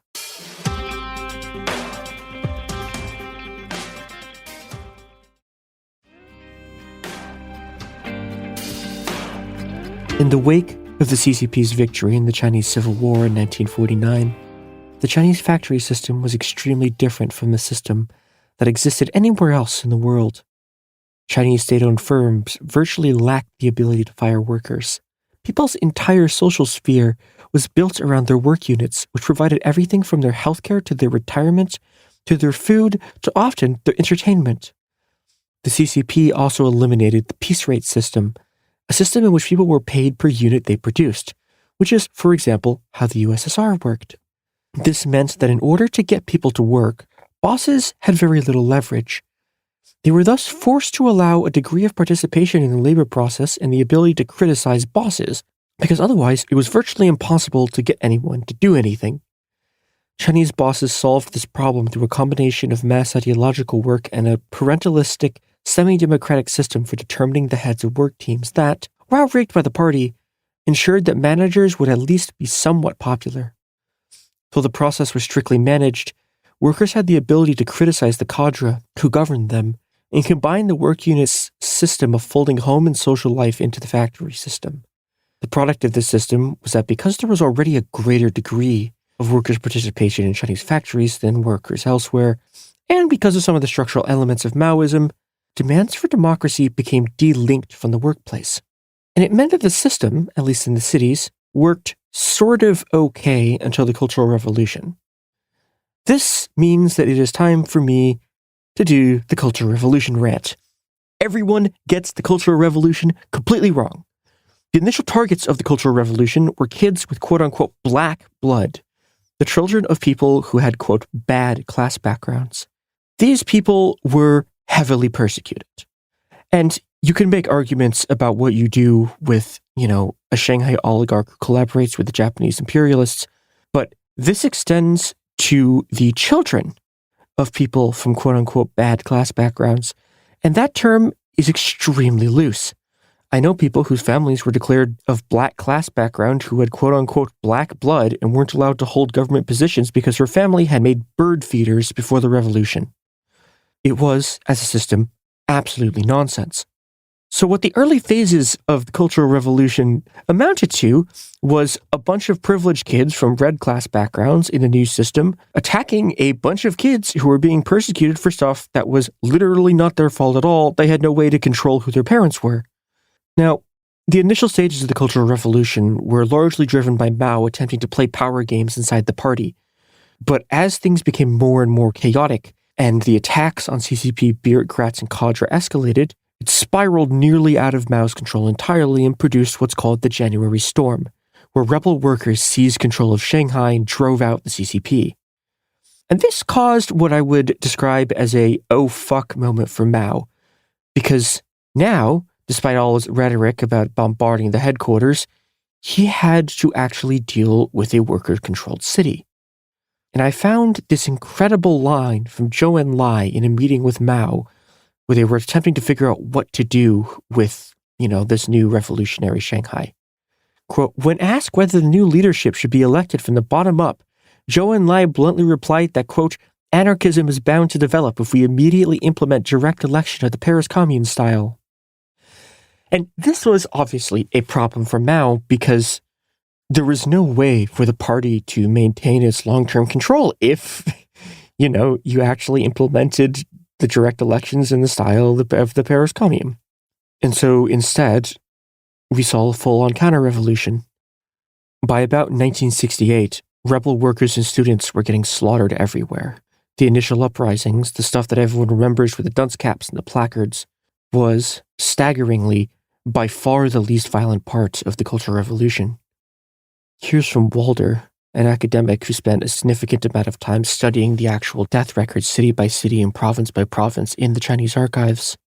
Quote, more than 3/4 of all documented deaths in local annals are due to the actions of authorities in this third phase, and more than 90% of those persecuted for alleged political crimes.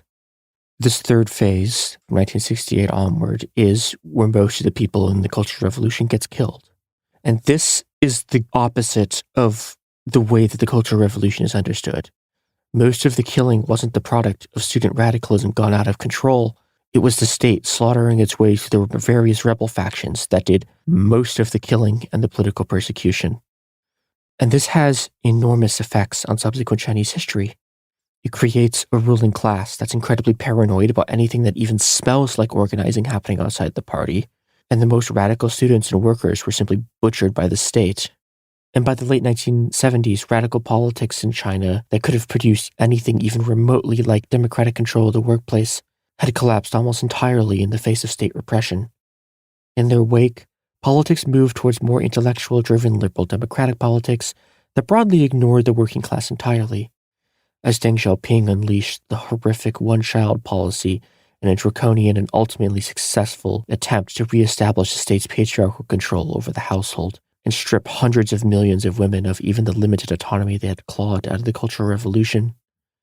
But the beginning of marketization, the gradual dismantling of the socialist welfare state, and a wave of inflation produced a series of economic changes that turned Chinese society into a powder keg.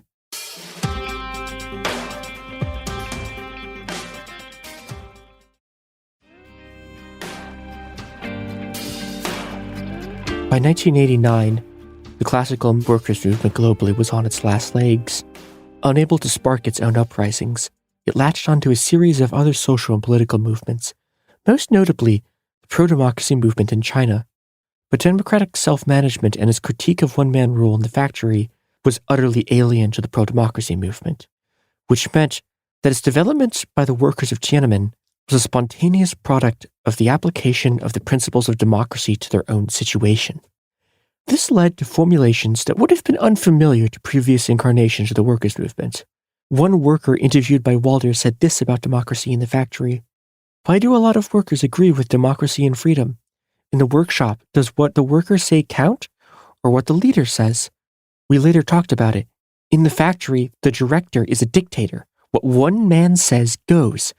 If you view the state through the factory, it's about the same. One-man rule." Our objective was not very high. We just wanted workers to have their own independent organization. In work units, it's personal rule. For example, if I want to change jobs, the bus company foreman won't let me go. I ought to go home at 5, but he tells me to work overtime for 2 hours, and if I don't, he'll cut my bonuses. This is personal rule. A factory should have a system. If a worker wants to change jobs, they ought to have a system of rules to decide how to do it. Also, these rules should be decided upon by everyone, and then afterwards anyone who violates them will be punished according to the rules. This is ruled by law. Now, we don't have this kind of legal system. Now, this is obviously an extremely conservative framing of the classical critique of one-man rule in the factory, couched in the dominant political rhetoric of the rule of law. But any attempt to actually implement a system by which workers controlled the factories they work in, how long they work, and what the bonus rate was democratically through an independent organization could only end in democratic self-managed workplaces. As Walder and Zhang have pointed out, the workers at the Beijing Workers' Autonomous Federation were uniformly uneducated and had little or no connection to any of the various liberal intellectual circles. This was as pure a workers' movement as any in Chinese history, and for one final time, the instinct of that working class was to demand democracy in the factory. This demand, above all others, was politically unacceptable. When the army marched on Beijing, it was the Chinese working class they wiped out. Even the memory of the demand for democracy in the factory would be scrubbed from the records of the CCP and the pro-democracy movements alike, thus ensuring the meaning of the events would be lost. What, then, was Tiananmen? In some sense, it was a transition point between two different Chinese working classes. The protests were the high water mark of the political mobilization of the old industrial working class, who, in the streets surrounding Tiananmen, mounted the final attack of the classical workers' movement. Their defeat ended the old working class as a political force, and they were annihilated altogether in the economic restructuring of the 1990s, which crushed the last vestiges of workers' autonomy in the factory and destroyed what remained of the Chinese welfare state. They were replaced by a new working class, drawn from the rural and semi-urban underclasses of the old socialist system, who were dragged into the cities to fill the ranks of the 277 million migrant workers that today comprise the backbone of China's working class. This new working class, with rural household registration and no way into the remaining state-owned factories, would have none of the benefits of the previous one. It would instead face a full raft of capitalist ideology, baked into every aspect of workplace culture and a massive attempt to encourage homeownership. While the previous working class could at least posit a democratic form of the factory through which life could be improved, this new working class's greatest desire was to leave the factory entirely and become a business owner. In this sense, it considers itself to be a temporarily embarrassed petite bourgeoisie. Such ideological self-conceptions are inimical to the formation of the classical workers' movement, and indeed, the new Chinese working class has largely failed to find a collective identity in the workplace. The situation is not unique. The death of the classical workers' movement has seen the collapse of their demands for democratic self-management everywhere in the face of a working class that refuses to cohere itself in the factory. China was just late to the game. The fact remains, however, that the global economic system has lurched from crisis to crisis for the better part of my lifetime, setting off in its wake an increasing number of revolutions, even as the dark agora of the factory ceased to function as a place to form identities. For this new working class, if a collective identity could not be forged in the factory, it would be forged in the street instead. Lacking a positive identity to cohere itself around, workers were only able to mobilize on a mass basis in direct opposition to a force that threatens it on a cross-sectoral basis. The state, with its ability to increase the price of basic commodities and slash welfare benefits, became the only available enemy, and the constant fights against the police became the sole basis for new collective identity formation. Contemporary revolts have thus taken the form of mass street movements and almost continuous confrontations with the states. Factory occupations were replaced with square occupations, and as the squares were revealed to be indefensible, they too were replaced by running fights with the police. But this placed the new revolutionaries in a dangerous bind. Without the leverage against the state the classical workers' movement's control over the workplace provided, they lacked the ability to bring down a government firmly committed to fighting it out. Even the attempts over the last 5 or 6 years to carry out general strikes in Peru, in France, Hong Kong, and Sudan were, as Malatesta predicted in the early 1920s, easily defeated without the accompanying factory occupations. But with current labor conditions exceedingly unlikely to produce another wave of factory occupations, the way forward for any political movement that seeks to reintroduce democracy into the economic sphere is unclear. Perhaps that is the greatest legacy of Tiananmen. The workers who assembled outside Tiananmen Square had already abandoned their factories. For all that they spoke the language of the old workers' movement, they stood and fought and died like we do, in the streets. They were the bridge between the world of the workers' movement and the world we live in today, and thus faced the same revolutionary crisis we face today, the crisis of Papua and Palestine, of Colombia and Iran, of Myanmar and Hong Kong, of victory just beyond the horizon that nevertheless cannot yet be grasped. The workers of Tiananmen, I suspect, have no answers to give us now, but expecting answers from the dead is demanding too much of those, past and present, who died fighting for liberation. All we can do now is find our own way, and with the names of the dead on our lips, build the world they died fighting for.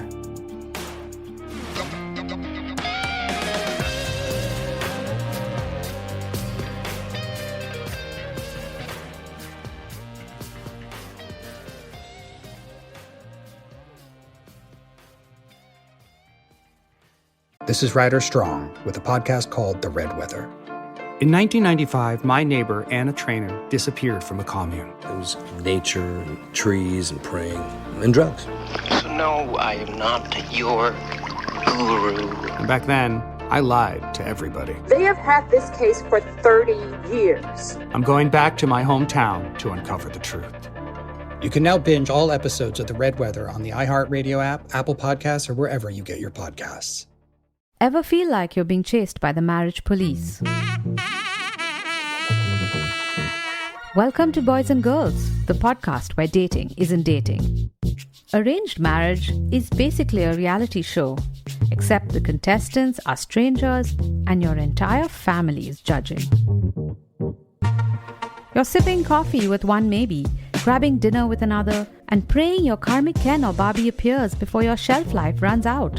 Trust me, I've been through this ancient and unshakable tradition. I jumped in hoping to find love the right way, and instead I found chaos, cringe, and comedy. And now I'm looking for healing. Boys and Girls dives into every twist and turn of the arranged marriage carousel. The meet awkward, the near misses, the heartbreak, and let's not forget all the jokes. Listen to Boys and Girls on the iHeartRadio app, Apple Podcasts, or wherever you get your podcasts. Usually on This Podcast Will Kill You, we talk about the diseases, infections, and biological threats that can make us really sick. But right now, we're doing something a little different. We're stepping back and looking at what the human body needs to keep going.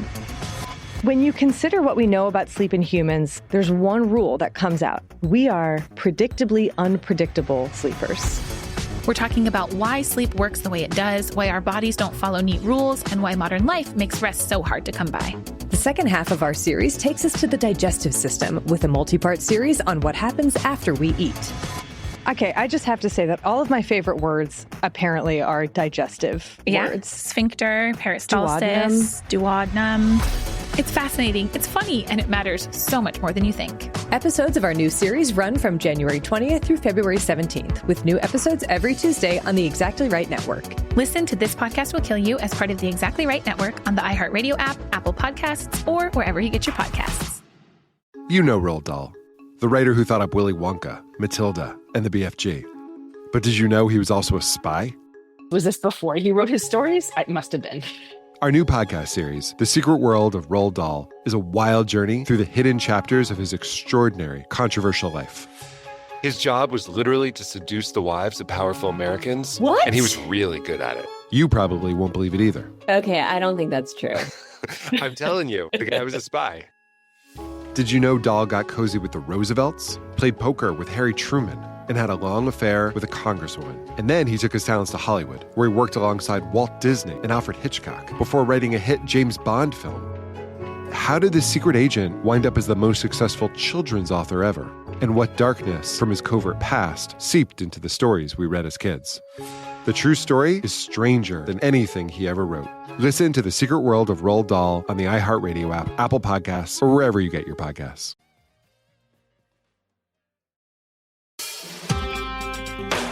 Welcome to It Could Happen Here, the only podcast where anti-British discrimination is a way of life. James, are we allowed to say that? Do you remember the training I haven't done yet? I was giving that training my full attention throughout the duration of the video. Every single time I've watched That's it, good. At various employers for the last half decade or so. There was no section on anti-British discrimination. Yet again, another example of Fancy that. Yeah, we have been victimized. Last time I took that training, there was just straight up anti-Asian racism in it that they didn't address at all. So I'm assuming if that's okay, then anti-British racism is fine. There's some shit in those videos, which is wild. Okay. There you go. I think there's a lady who's literally called Karen, and they do her wrong in the video. See, I am definitely pro British discrimination, but you do get a point for having Peter O'Toole. So at least it's not all the way, because the O'Toole factor keeps you from the full might of my wrath, frankly. Famously the greatest There Briton. we go. Yeah, I'm sure that's the case. I'm Garrison Davis. I'm joined by Mia Wong, James Stone, and Robert Evans. This episode, we are talking about babies. Should there be more? Yeah. We're on a pronatalist kick. We're going to have that off-putting couple who look like vampires, but like not any of the good kinds of not vampire, the sexy vampires. on the show. Very excited to have those people on. They seem nice. But before we do that, we all decided maybe we should talk about other pronatalist policies in world history and how well they've worked generally. We're going to start by talking about what the U.S. policy might be, or the people proposing U.S. policy. And then we will discuss how those policies went historically. Yeah. So, to start with Trump's, besides one executive order in February supporting IVF, the new administration has yet to tackle pro-natalist concerns on the policy front, but a collection of lobbyists, activists, and influencers are vying for the president's ear while proposing a multitude of plans to grow the number of heterosexual marriages and incentivize childbirth. The pronatalists certainly think that the new administration is at the very least ideologically sympathetic, if not in cahoots with their agenda. The main ins on the pronatalist front have come from the Peter Thiel tech right wing of the White House. Right, this is like J.D. Vance and previously Elon Musk. Yep. Musk has been doom posting for years about how a drop in fertility rates could be leading to a large-scale population collapse. And at an anti-abortion rally this past January, Vance addressed the crowd saying, quote, "I want more babies in the United States of America. I want more happy children in our country. And I want beautiful young men and women who are eager to welcome them into the world and eager to raise them." Yeah, and you gotta whenever you're listening to one of these things, you gotta have a little parentheses anytime someone says baby. There's a little parentheses there that says white because this is real Nazi shit. A lot of this stuff is certainly based on great replacement rhetoric that the alt-right Trojan horsed and pushed forward in 2018, which is now so widely normalized thanks to, really Musk has done a lot of work in normalizing great replacement stuff. Yeah. Tucker Carlson too. And Carlson, of course. Yeah. Well, and Musk's family goes into this, right? Yeah. This is the kind of thing his grandparents were involved in. It was a little bit less of the standard great replacement shit and a little more focused on we need to be breeding high IQ white people together. Yeah, eugenics. But that is what he inherits. He comes by it honestly, I guess you could say. Well, and oftentimes pronatalist rhetoric is also tied in with the trad wife and loss of traditional family structure type stuff, right? Vance has laid blame at childless cat ladies and referred to our quote-unquote broken culture that attacks masculinity and turns our nation's youth into androgynous idiots. Hey, shout out. Yeah.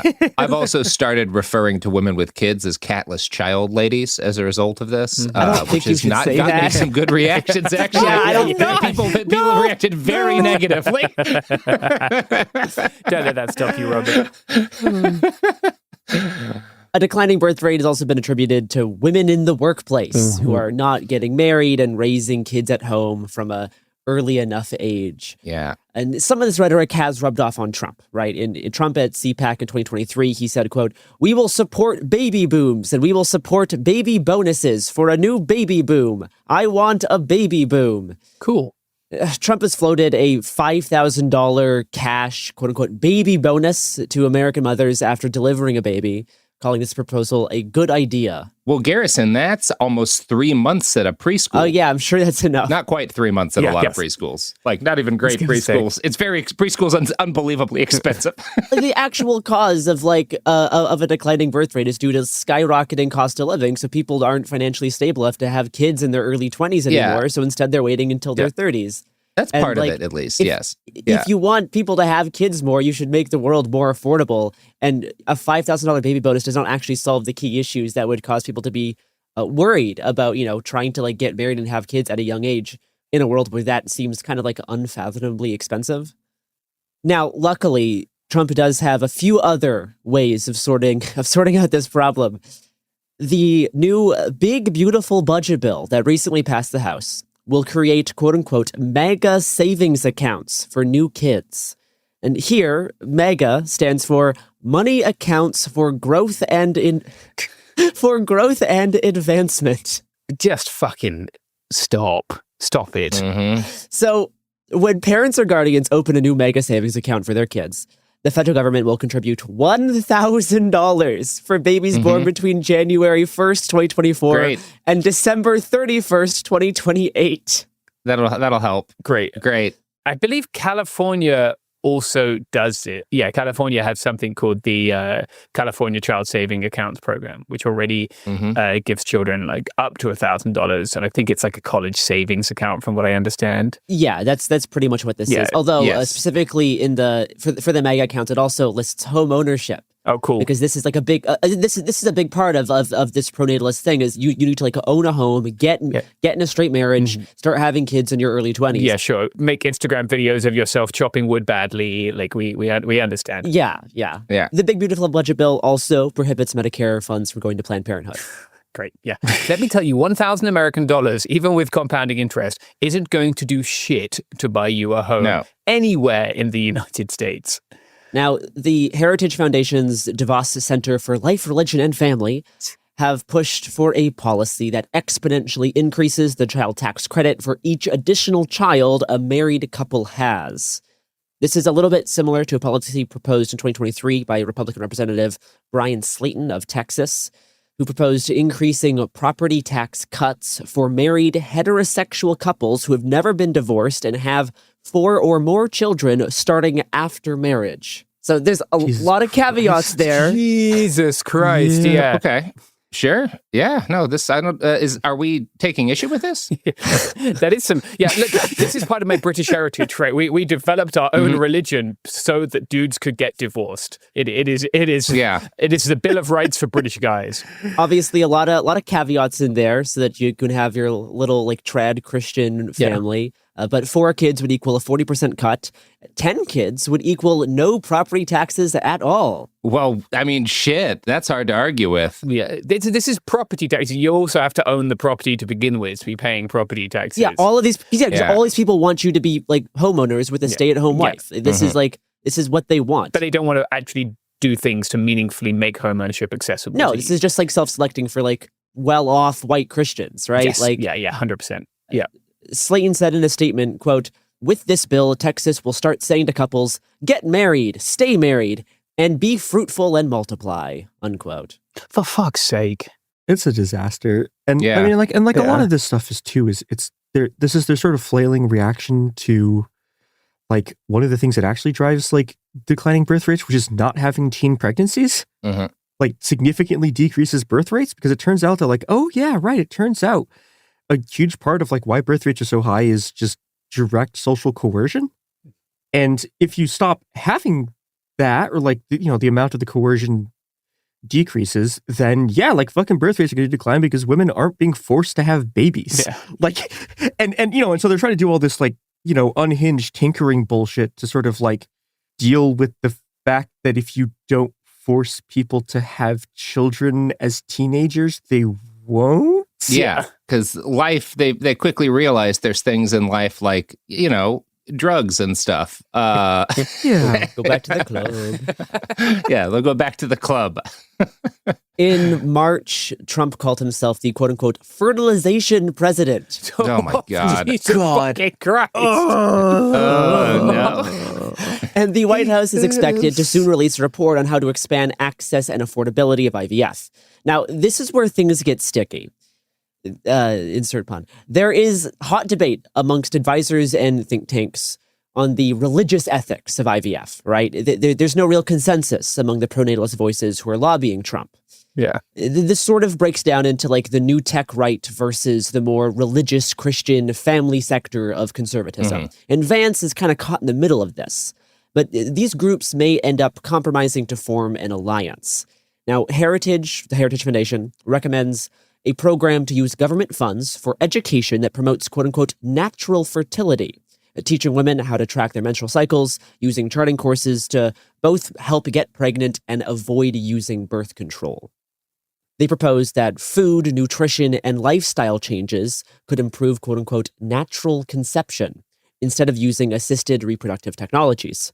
Heritage proposes something that they call restorative reproductive medicine as a holistic approach to treating infertility through quote-unquote hormone balancing, dieting, and nutritional adjustments, environmental changes, and surgery, unquote. Yeah, you just need some fucking some of those baby teething pills Highlands made that kill babies. That's what you got to take. It's a holistic approach to your health. Get some raw milk in there. Put a bunch of random chemicals and lead in your body from an unregulated supplement company. Yeah. Heritage itself critiques IVF as failing to address the underlying causes of infertility, as well as, out of concern for embryo personhood rights. For fuck's sake. So they advocate for embryo adoption and have proposed legislation to make the production of embryo spares illegal. Embryo adoption? Because they believe that these are like full people. God, fucking damn it. Now, on the other side of the, pronatalist right, you have people like the vampire couple that Robert mentioned, Simone Collins, a pronatalist activist and failed Pennsylvania congressional candidate. She could still pull it off. Stay in line if your vote hasn't been counted, people. Her and her husband are self-described, quote-unquote, techno-Puritans. And she is the... It's a fucking stupid as shit. Like, fucking damn it.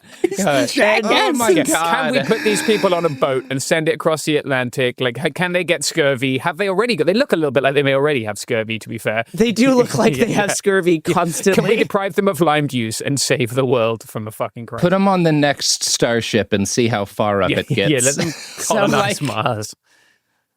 No, they won't get that far. Robert, let them try. I support the human spirit. Collins is also the former managing director of an exclusive Peter Thiel-founded social club called Dialogue. Cool.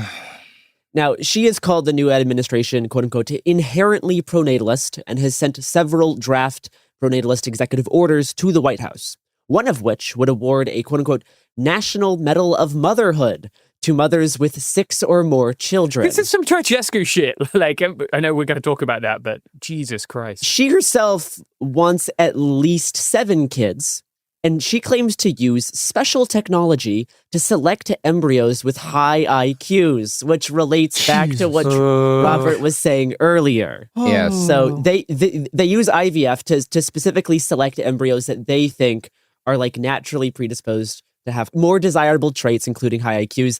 They have not discussed the exact method. That's why it's called special technology. Okay. Are they looking for the one with the big head or something? Like, so you don't know. I guess they're not even that far along, are they, when they're IVF? So that's obviously pretty fucked up. And then I guess finally, one of the few things that actually has happened in advancement of this ideology was way back like in February, Trump's transportation secretary, Sean Duffy, who is a father of 9 and has 10 siblings, sent out a memo directing his staff to prioritize transportation funds to, quote, give preference to communities with marriage and birth rates higher than the national average, unquote, which would in effect mean less money for urban public transit and instead send it towards like wealthier, rural, white conservative areas. Yeah, I'd imagine Latino communities have higher marriage rates, at least, than like the national average. Yeah, I'm not sure if Sean Duffy really wants his employees to select for that, though. No, neither am I. That's what I'm wondering for. Yeah, Samuel Huntington thinks they have higher birth rates, right? Like that's his whole shtick. If you look at the full memo, I think this is just like a dog whistle for like white Christians. Like that is really what he's saying. Sick.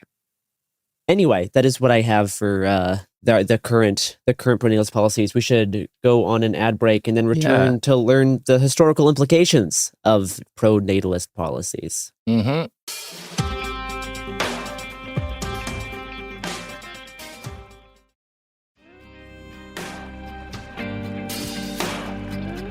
All right, we are back and we are spinning our globe, our big ball of pronatalism, and it is slowing down and has landed on Japan, where Mia is going to explain pronatalist policy. Yeah, and I guess I want to open on a kind of global thing, which is that concern over like birth rates for like fascists is a really old thing. I mean, it predates fascism. Like this is like if you go to like the 1870s, every single person is complaining about like, oh my God, the birth rate of the white race keeps declining, and we're gonna get like overwhelmed by the Asiatic hordes. And then you go to like the Asiatic hordes, and it's like Japan has been having this same fucking panic for literally so long. Like I cannot emphasize enough. You can just go back through newspaper archives and you're literally reading the same article over and over and over again, going back just decades and decades and decades. So like the first big modern freak out about birth rates is in like 1987. Yeah. They have the first big like Japan birth rate declining freak out. This has been happening longer than like most of the people here have been alive. I can remember this from like my child. It's just been like, oh, they're panicking about their birth rates again. Yeah. So like the running thing with Japanese politics, so we're roughly doing these in order of like most to least hinged in terms of like in terms of these like natalist policies. Japan, I think, has an interesting series of sort of political contradictions in their like kind of pronatalist. Well, they have political contradictions in their pronatalist politics and political contradictions in their conservative faction, because Japan is basically like a one-party liberal democratic state. Liberal Democratic Party is the one party.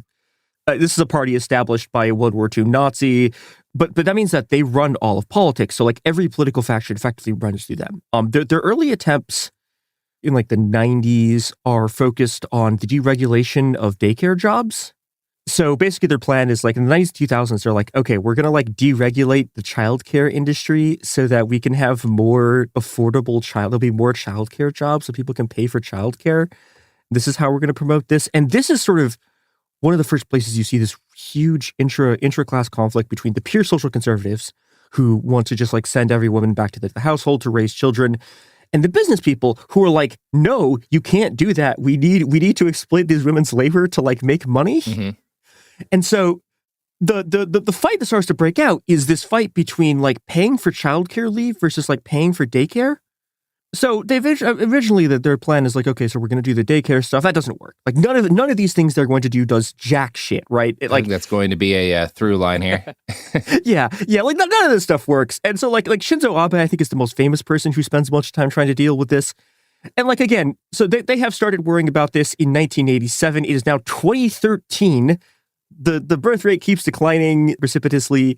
Shinzo Abe, rest in piss, you fascist bastard, is still trying to like cook something, right? I'm gonna read this quote from the Archives of Clinical Pediatrics. Shortly after the formation of Abe's second cabinet, the quote task force for overcoming population decline was established in 2013, introducing 3 key strategies supporting child rearing, reforming work styles, and promoting marriage, pregnancy, and childbirth.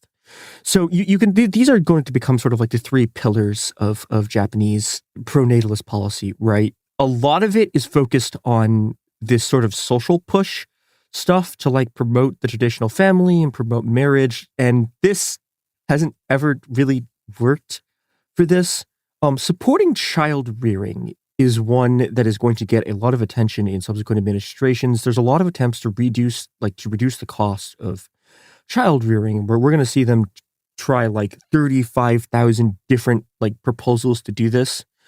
The one that's actually interesting is reforming work style. So like part of the problem here is that, you know, everyone in Japan is working a just genuinely unhinged amount, unbelievably staggering overwork, right? I mean, it's one of these things that's like a persistent social crisis. There's a persistent sort of suicide crisis because of how long everyone is working all the time. So Shinzo Abe's plan for this was to put into place a soft cap of you can only work 100 hours a month of overtime. Now, this doesn't do shit, right? Like 100 hours a month of overtime is enough to kill you, right? Yes. Like, you know, especially when like your regular hours are this long. But this is again this problem that he's having, which is that like, okay, so yes, you probably could maybe like people maybe would have more children if you weren't working literally all the time and you weren't just like being worked to death. But that's really bad for Japanese business. And like quote unquote Abenomics, which is like Abe's sort of, you know, economic plan, like relies on maintaining this extremely high level of labor hours from everyone in the entire population. And it's also based on putting more women into the workforce to expand the size of the workforce to, you know, extract more hours so all these people can make more money. Right. They were also supposed to do free preschool for all children. And this just like didn't happen, which over and over again, they're like, we're going to do these kind of like, these kind of like, okay, we'll give you some kind of welfare state bullshit, but only in order to like have kids. And it just doesn't happen. And so, you know, this is one of Abe's big initiatives, but by the time he's like assassinated in 2022, he what? He was by the time his political coalition was finally detonated by one guy with an electric blunderbuss. My favorite politics. Oh God, it's so good. It's so good. We have covered this extensively on the show. If you want to hear the happiest I've ever been during an episode, including the day after Kissinger died, go find the episode I did right after Shinzo Abe was assassinated. The holy trinity of great days on the internet is that big stuck boat and the submarine that killed all those billionaires. Yeah. Oh, it was amazing. Yeah, people say Biden gave us nothing. There were some bangers on the timeline. Mm-hmm. There you go. So, all right, Shinzo Abe's successor is a guy named Fumio Kishida, who lasts for a little bit. And Kishida, every single Japanese government announces that they're going to spend like somewhere between 20 and like 15 and $20 billion on pronatalist policies, and mostly doesn't happen. But Kishida promises that he is going to spend $24.5 billion a lot of this money is going to be just straight up like child allowance. So Japan has the system that they've been sort of implementing over the course of like all of these fucking reforms, which is just like, all right, we're just going to like hand you cash. It's still not enough money to like substantively change stuff, but there's a lot of different kinds of cash policies. They have cash transfer policies that are just straight up like, okay, here you had a baby, we're going to give you this amount per month. I think it's like 10 to 15,000 yen, which hold on. So yeah, so it's like $70 a month, which is like not yeah, they are trying to expand state research on this. They're supposed to have these like counselors that like come check in on you and like give you education and stuff. They're also supposed to just like give you a whole bunch of basically like childcare equipment stuff and make sure you're getting medical care. And that's supposed to come out to about like $700-ish roughly.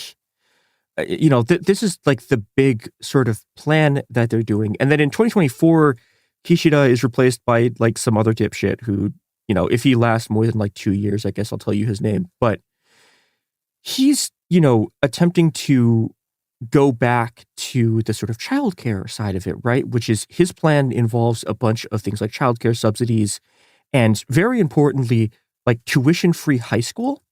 So one of the continuous plans, if you go back to like what I was talking about with, they were supposed to do free preschool for all children, right? That never got implemented, except in like the last 2 years, like Tokyo has started doing it just like as a city. Because Tokyo is one of the places where like, the birth rate has been like dropping the fastest or whatever. Sure. I imagine cost of living is also really high. So like, yeah, cost of living is really high. And it's also just like, if you're working in an urban, like in an extremely urban city, you're working a just hideous number of hours, right? Yeah. There's also these supposed to be these massive like investments in providing childcare and nursing, and you can see these kind of like this point where they've reached this desperation point where they're trying both the sort of pro-business like, okay, fuck it, we'll pay for your childcare, and also we will raise taxes to like hand you money, and also nursing stuff, and also they're trying to. There's like giant carve-outs for this, but they're trying to set up a system where you can get full pay for couples who both take parental leave at the same time. So they're trying everything, right? They're trying like paid childcare. They're trying, fuck it, we'll just pay people to leave the workforce to have children. They're trying just straight up cash transfers. They're trying paying for medical care, especially medical care for disabled kids. And none of this shit has done anything at all, right? Like it just absolutely jack shit, right? And if you want to look at like, okay, so like what's sort of actually happening here, right? Some of it is just like overwork. Some of it is just if people who can have children have any kind of freedom and autonomy, they just decide not to. And so part of this is also just like, and this has been one of the social pushes that the conservatives have been dealing with, is they've been trying to get people to marry younger. Because people are marrying later, and thus they are like, they're having kids later because they're marrying later. So, and this is not working at all, right? But you can look at the series of structural contradictions in their political coalition, and then you can look at the fact that, like, again, one of the important ideological things here is that these people hate immigrants, right? And they don't want immigrants. They want like Japanese babies. And so this is kind of like, if you look at like, okay, why is none of this shit working? Right. They're trying all these things to just avoid having more immigrants in the country, and none of it is fucking working at all. But, like insofar as it's failing, it's mostly they're trying some limited welfare stuff and they're doing a bunch of weird ideological stuff. And it is going to get so much worse when every other country tries this. Yeah. Cool. Well, you know what else is going to get worse? Probably the products and services that support this show. Yeah. Yeah.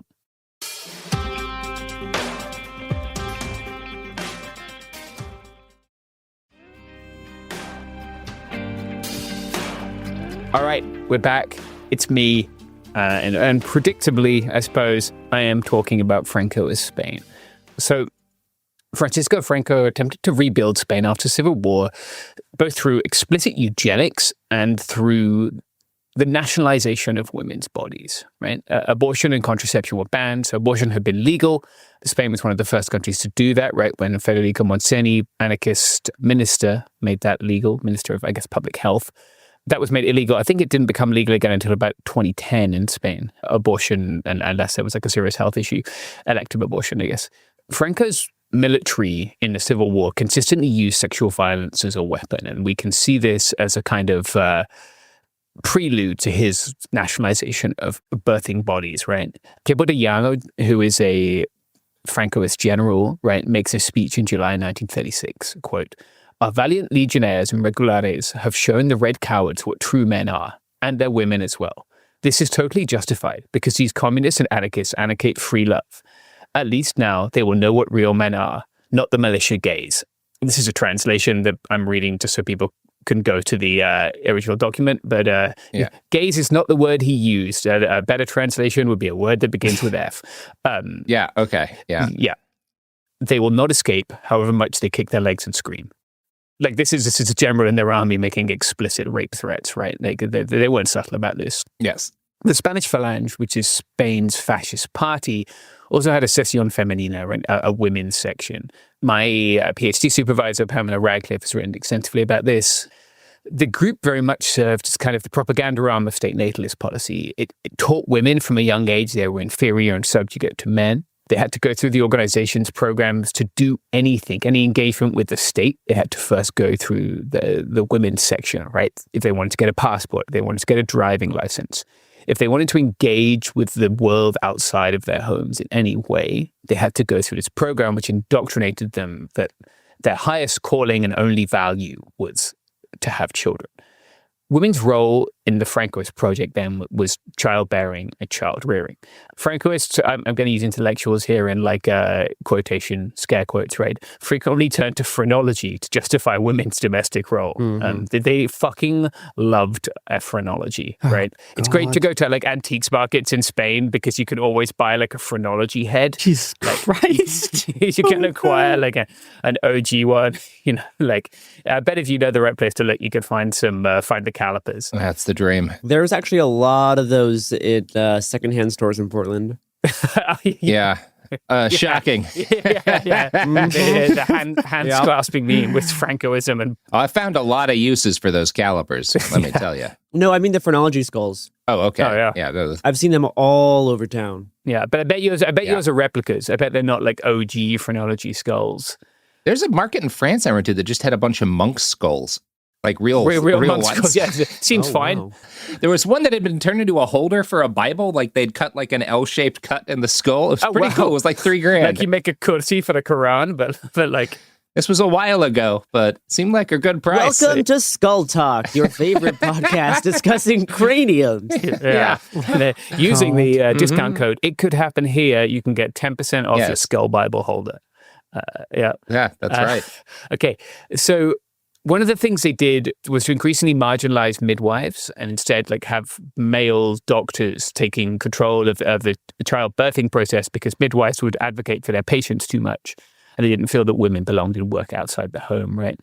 A big part of Franco's pronatalism was the repudiation of anarcho-feminism that had been relatively important to the Spanish Revolution, right? The anarchists believed in revolutionary marriage and free love. Their follow-through on those beliefs varied wildly, right? So we can see that in some collectivized industries, for instance, the unions took on the role. They would assign women, I guess, I was going to say mentors, but apprenticeships, right? So like they wanted, for instance, the CNT Transport Union, once the revolution had happened and the CNT Transport Union had been collectivized, women who wished to be tram drivers or bus drivers could apprentice to men in that position so that in order to achieve like more gender equality within that sphere, right? This is something that the Francoist state hated. It also had its own kind of unique take on eugenics that manifested in its pronatalism. Spain couldn't really do the straight racial eugenics, right? Like that doesn't really work with Spanish history, but instead they saw leftism as being some kind of genetic defect and something of a pathogen that spread within society. Woke mind virus. Yeah. God, fuck it. No, it's pulling from the same type of fascist thought. Yeah, you're 100% right. Yep. It also practiced something called anti-Semitism without Jews at this time. So there was a very, very small Jewish population in Spain. A real step forward. But nonetheless, Franco was constantly freaking out about Judeo-Bolshevism. Yeah. He saw liberalism, Marxism, anarchism, feminism, Judaism, etc., as completely antithetical to Spanishness. And of course, they blamed this for their national decline, right? Something that all fascists like to talk about. This anti-leftist eugenics and pronatalism extended to something called niños robados, nens fortats in Catalan. These children were abducted from their parents. Sometimes this is when their parents were in jail. Sometimes it was when the parents had been killed. Sometimes it was when the mother had been forced into incarceration by something called the Women's Protection Board. This, theoretically run by Franco's wife, was a way of institutionalizing quote-unquote fallen women, or women who were, quote, at risk of falling. It provides a way to force any woman you want to into an institution, right? These children who were taken from their mothers were often trafficked and in some cases sold to approved families by nuns and priests. I'm going to quote one example from a BBC article. In 1971, Manoli, who was 23 at the time and not long married, gave birth to what she was told was a healthy baby boy. But he was immediately taken away for what were called routine tests. 9 interminable hours passed. Then a nun, who was a nurse, coldly informed me that my baby had died, she said. They would not let her have her son's body, nor would they tell her when the funeral would be. Some of these clinics went as far as to keep the body of a dead baby in a freezer, and they would bring it out to show mothers. They even dug graves for babies, but many of those graves just contained stones or the remains of adults.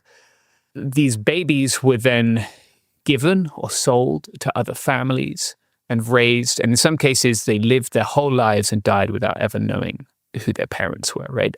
I remember, I was doing my PhD when the initial research into this was being done, and it is fucking horrible for people to find this out, right? Because the people who were stolen from their families in many cases are still alive, right? And in most cases, their birth certificate, if it exists, will say mother unknown. And that was a process that existed to protect women who had had children outside of marriage, but it was also used to steal babies and leave no paper trail. Yes. Yes. At least in 2011, the BBC confronted one of the doctors who was doing this. It's kind of a wild BBC. I've linked it as an article. There was also I guess it's like a podcast, a radio documentary, where one of their reporters had recently had a baby, so was able to make an appointment with the OBGYN who was stealing these babies. And when she confronted him, he grasped a crucifix and started brandishing it at her. In his Jesus Christ! Incredible country. Oh no. The reason that they did this, right, was because their fascism was of a unique kind. That was, Paul Preston said that Franco wasn't fascist; he was something worse. They had what's called national Catholicism, right, which prevented them from doing sterilization or abortion. And so instead, they felt that they could steal these children and sort of raise them outside of this leftist kind of pathogen. I do love I'm working on the Salazar episodes right now. Yeah. I love how often Iberians are like, we're going to do fascism but we're going to put some spins on it. Like how the Portuguese were like, we're going to do fascism, but with us having sex with absolutely everyone we're colonizing, and trying to make an argument to the fact that that makes us the good colonizers because of all of the sex assaults. We're not racist, guys. It's fine. We're communing with them. Oh, God. Iberia, baby. Spain is different, as the slogan used to go. Mm-hmm. That was a Francoist tourism slogan back in the day. Yeah. So the discourse of, quote, true Catholic womanhood was essential to Francoist nationalization of women. And they were raised to serve the patria, right, the fatherland, with their bodies, not their minds. In the Republic, Spain had used secular education to fight its perceived and real backwardness compared to the rest of Europe. The Francoist project did the opposite. It returned for its inspiration to 16th century Catholic texts. And they saw intellectual development as a risk to femininity and a risk to the ultimate goal of women's lives, which was motherhood. In terms of, I guess, birth rates, they did have, you have a post-war baby boom, right? You have that everywhere that is affected by a large war. There are pretty obvious reasons for this. And then birth rates do go up until like the 1970s, 1980s, and then they start declining rapidly. And Spain is once again in like a sort of, not so much a birth rate panic, I don't think, but it is noted that Spanish birth rates have gone down since the 1980s.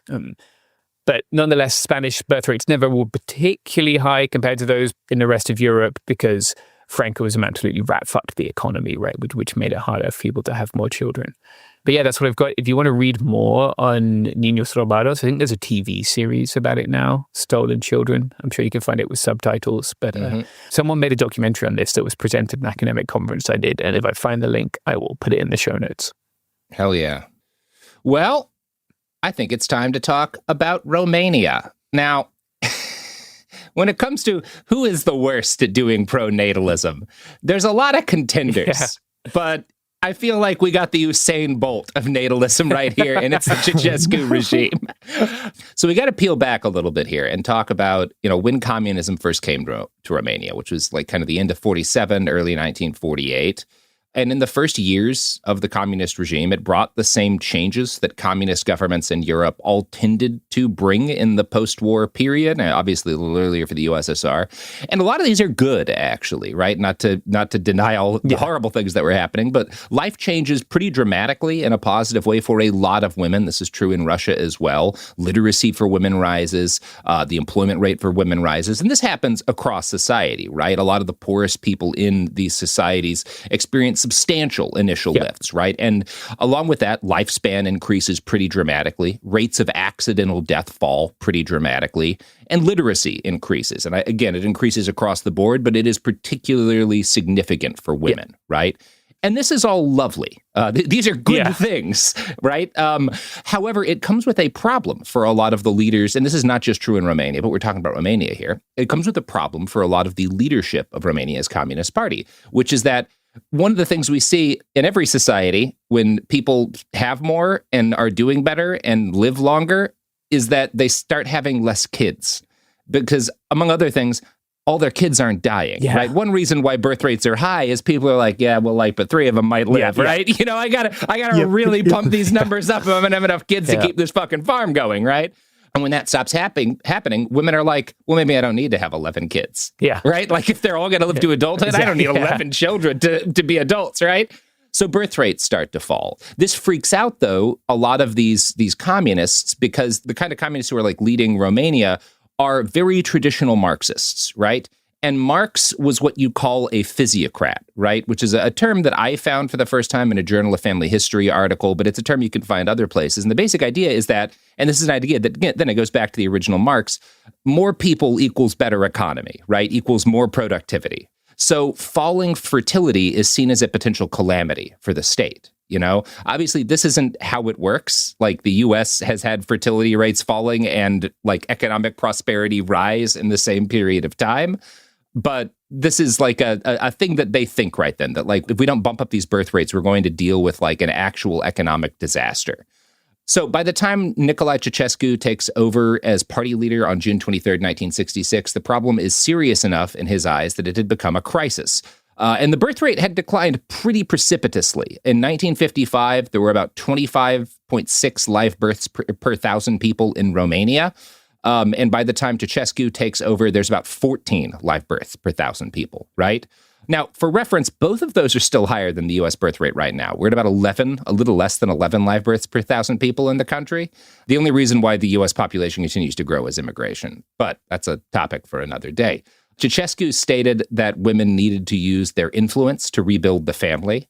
And per that article in the Journal of Family History, Ceausescu declared that backward attitudes and expressions of levity toward the family must be combated with determination because they result in an increase in the number of divorces, in the disintegration of the family, and in the neglect of the children's education and training for life.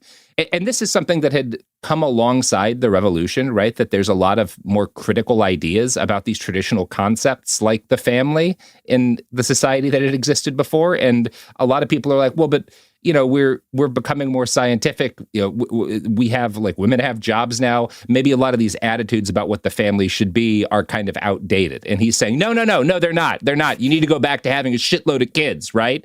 And he announces a new initiative to increase the population of Romania by 30% by 1990. So, which I don't know if the idea that would ever be possible is a long shot, right? So unhinged. That's a massive change in society.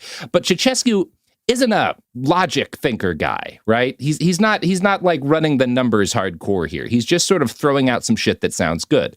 And so to encourage the shift, he unleashes a famous raft of new legislation aimed towards like pronatalism, towards massively increasing the birth rate. The first step is that abortion is banned for nearly all women in the country. There are some exceptions. For example, you can qualify for an abortion if you already have 5 children under 18 in the house concurrently. Which is nuts. And there's 1 or 2 other exceptions based on your age, but there aren't many exceptions.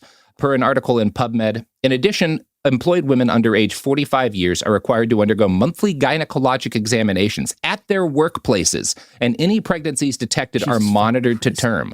Unmarried persons over 25 years of age and childless married couples without a valid medical reason for infertility are assessed a 30% tax on income. Jesus. Yeah. Women who refuse to have children have been termed deserters. Despite official pronatalist policies, it has been estimated that 40% of the 700,000 Romanian women pregnant in 1985 had illegal abortions. A special unit has been established within the state security police to combat this practice. So we're so close to this. We are not. They really want to do all of this. We're like knocking on the door. They are like, that is the thing that I really want to drive home, is that the closest that I have found in all of my readings, the closest direct graph to what guys like Vance and Musk are suggesting for U.S. policy is Romania. Excuse Romania, yeah. Right. Like, and it's also the worst this has ever worked. Yeah. When I was a lot younger, like when I was 16, I volunteered in an orphanage for neurodivergent kids in Romania. Oh, Jesus fucking Christ. Well, I mean, they created a culture of child abandonment, right? Like, yes, yeah, we'll be talking about that. That shit fucked me up, and like you shouldn't send your 16-year-old children to do that. To be clear, but like no, and you're encountering it after the worst of it too, which we'll talk about here. Not to minimize the experience, but we'll be discussing where it was at its worst. Yeah. So it's worth noting that while women did start working at a higher rate after communist takeover, that started to plateau by the time that Ceausescu, because obviously, like, there was still a lot of communism doesn't get rid of men being shitty to women, right? It does tend to, things do get a lot better. Right? Yeah, sometimes it empowers shitty men. And at the start, like kind of right around when he announces this set of fertility laws, he does try to institute a policy with the goal of increasing the number of women working at high positions in different state departments, right? There is an initial, like, we're going to break the glass ceiling kind of thing, but that doesn't last long. He basically cancels any sort of messaging or work on the policy after his wife, Elena, is made a member of the party executive committee. He's like, women have gone far enough. Look at my wife. Classic Ceausescu. Yeah. Sample size of 1. Classic guy who's going to die with his wife in a basement. So as is always the case with shit like this, women were not equally impacted by the abortion ban. Largely, the impacts were pretty wildly divergent based on your level of wealth and social class. And I'm going to quote from an investigation by the NGO Helsinki Watch, who conducted a deep investigation into all of this immediately after the regime fell. Women were not equally affected by the pronatalist policies. Members of the urban middle class managed somehow or another to get contraceptives on the black market. Oh, I should also note contraceptives were basically made illegal, with the exception of like condoms. They could also obtain medical abortions. A Bucharest student candidly informed Helsinki Watch that several years ago, when his girlfriend became pregnant, the abortion had cost him 5,000 lei, or about $50 on the black market. And several women with professional degrees reported matter-of-factly that they had simply refused to cooperate with government gynecological inspectors who came to their institutes without suffering any reprisals.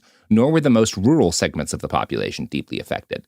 The Orthodox Christians had long shunned birth control and abortion, and others, like the Roma, had not practiced it. The brunt of the policy fell on the lower middle class, particularly factory workers, single women, urban Roma, and those from disorganized or troubled families, none of whom had the money or connections to circumvent the regulations. Their options were as limited as they were life-threatening. Some used a variety of would-be abortifacients, others availed themselves of the services of a back-alley abortionist. Still others carried to term. And the number of like deaths, the mortality rate for women as a result of this did rise. Like there's a lot of hideous stuff there. We're kind of doing the shortest version of this, but I don't mean to paper over that. A lot of women died and suffered lasting injury, infertility, and a number of other things because of different back alley abortions and weird drugs that they were given. But it's important to note that women who had money and a position in the social class could still gain access to this shit. Like, and that's how it will work here too, right? Like, these Republican congressmen will not be restricting their family members from having access to this stuff. They'll be restricting poor people, right? Yeah. Now, the first thing I should know about this whole raft of policies Ceausescu introduced is that they did not work. That Journal of Family History article that I've quoted from a couple of times here ran the numbers to try to analyze how well did this, like, how did these policies correspond to birth rates in Romania? And it is true that after the first major laws were pushed in 67 and 68, there was a brief surge in birth rates, but that fell very quickly and had completely disappeared by the 1970s. Things were back to baseline. So in 1974, Ceausescu launches another push to increase birth rates. And again, they briefly increase and then fall a year or two later. This process plays out a couple times throughout the administration. And one of the things that's important to note is that the increase that happens after every new sort of like focus on birth rates is less each time, right? It gets less effective every time. Now, the analysis in that paper concluded the birth rate would only rise when the state applied direct pressures on the population. Otherwise, it dropped, right? Because this just doesn't work. Like, you're not fundamentally changing anything, and none of these incentives, because they're expensive. And in Romania's case, the country literally didn't have money to provide much in the way of incentives, right? But they never are going to work. Like, as we went over earlier, the ones being proposed here are wildly insufficient to deal with the cost of having kids, let alone a bunch of fucking kids. And none of the people in charge in the Republican Party have any interest in making life affordable for people who are not rich. Now, the situation that this led to by the time the Ceausescu regime fell in 89 was also pretty catastrophic because there had been surges in births, right? In births of kids to parents who, because the people who can't get away from this tend to be the poor, could not take care of these kids, right? And there was also a surge in kids as a result of the general surge in birth rate, but also as a result of different sort of issues with nutrition and whatnot in Romania. A lot of kids who had different physical and mental disabilities, right? Who were just abandoned straight away because their parents could not take care of them. By 1990, there were an estimated 130,000 children in orphanages and homes for the handicapped, these institutions that had been set up in Romania. And there were like posters that were going around that were part of the Pronatalist campaign that basically said, hey, if you have a kid you can't take care of or that's not like working out for you, the Romanian government can handle it better than you. So like, who cares? Have another kid and we'll just drop it off with us if you can't take care of them, right? Like, that was literally part of the propaganda campaign that led to, again, like 130,000 kids in orphanages. Ooh, Jesus fucking Christ. Yeah. That Helsinki article I found quoted from a different piece of Western news media, like a team of journalists that went to a town called Videl after Ceausescu fell. And this is how that article opens. On the second floor of the state-run institution, here dazed toddlers lie or sit in iron cribs in close, stuffy rooms. Their foreheads are speckled with flies and with scabs and bruises that come from banging their heads and mouths on crib rails. Some cry, but most are silent and appear bewildered behind their bars, with the doomed air of laboratory animals. Down the hall, other cribs hold smaller children, pale skeletons suffering from malnutrition and disease. Despite the heat of the day, several of the children are wrapped in dirty blankets. From one still bundle, only a bluish patch of scalp is visible. Asked if the child inside is alive, an orderly says, of course, and pulls back the covers. The tiny skeleton stirs, turned onto its side, and groans. Yeah. There's worse. This is not the worst. Like, this, like, Helsinki article goes into like how in the homes for the handicapped, the children are just ignored. They can go months without any real human contact other than the bare minimum of being fed. There's no one watching these kids. Like, this is some of the most cruelest and most hideous systematic abuse of children I've ever heard of. A lot of children die. AIDS spreads through some of these facilities like wildfire. I really cannot exaggerate like the horror of these institutions. If you do want to read more, there's 2 articles I'll recommend for you that I'm not going to quote up from now because we're already going long enough. But there's The Romanian Orphans Are Adults Now, an article in The Atlantic. That's the title. You should check that out. And then Ceausescu's Children in The Guardian. Both of those articles do a good job of providing additional context and horror on this. But I think it's important to note that what happened in Romania is what sounds most familiar to the programs being pushed today, and also easily the worst this has ever got. I mean, yeah, especially combined with like RFK Jr.'s policies. Yeah. That is... Yeah. Like, yeah. It takes a lot for me to be like kind of shocked and horrified these days. Yeah. But that stuff is grim. It's some of the worst shit. Yeah. Oh boy. I remember that the time there was like concern if like kids were really nonverbal. Yeah. Or they just had never been talked to. Oh my God. Because they've been institutionalized from such a young, like I was there probably about 12 years after the end of the regime. So like these kids were in their teens, I guess. Oh my God. Yeah. I remember teaching little kids to ride bikes who like had never really been able to play outside very much. And it was fucking, that shit will fuck you up. There's a good museum. I'll see if I can find where it is because they've maintained one of the old orphanages as it was, like with the iron cribs and shit. Mm-hmm. And they have like projections on the walls of the kids rocking and banging their heads that someone had filmed. Yeah, that shit is disturbing. Like I wouldn't read any of those articles before going to bed. Yeah. Anyway, this has been It Could Happen Here. All right. Bye.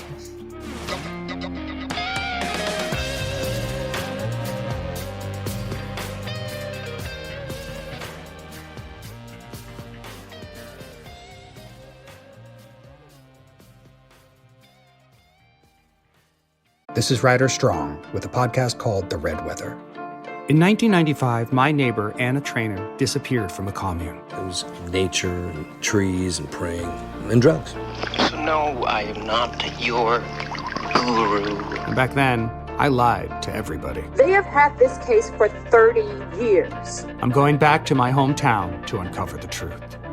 You can now binge all episodes of The Red Weather on the iHeartRadio app, Apple Podcasts, or wherever you get your podcasts.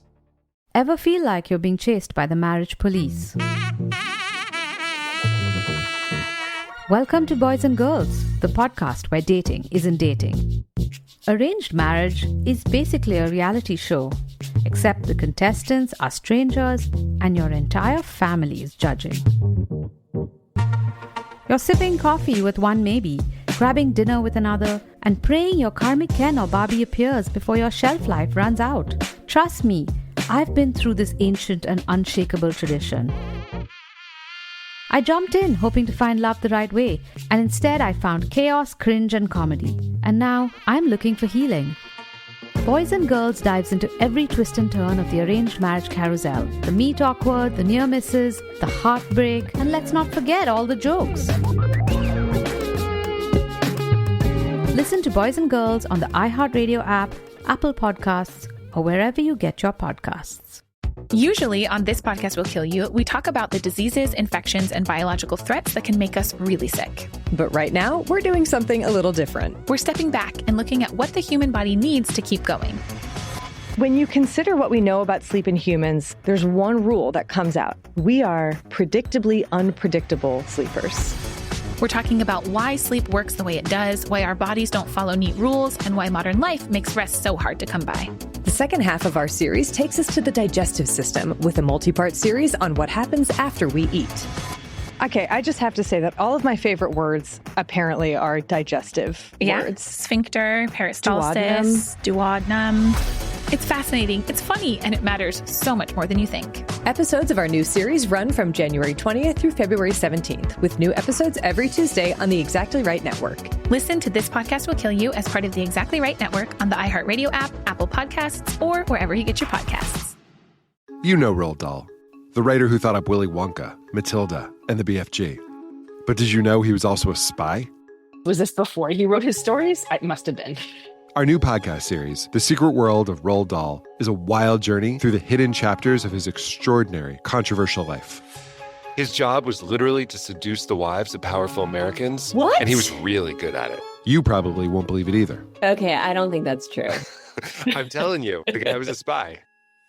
Did you know Dahl got cozy with the Roosevelts, played poker with Harry Truman, and had a long affair with a congresswoman? And then he took his talents to Hollywood, where he worked alongside Walt Disney and Alfred Hitchcock before writing a hit James Bond film. How did this secret agent wind up as the most successful children's author ever? And what darkness from his covert past seeped into the stories we read as kids? The true story is stranger than anything he ever wrote. Listen to The Secret World of Roald Dahl on the iHeartRadio app, Apple Podcasts, or wherever you get your podcasts.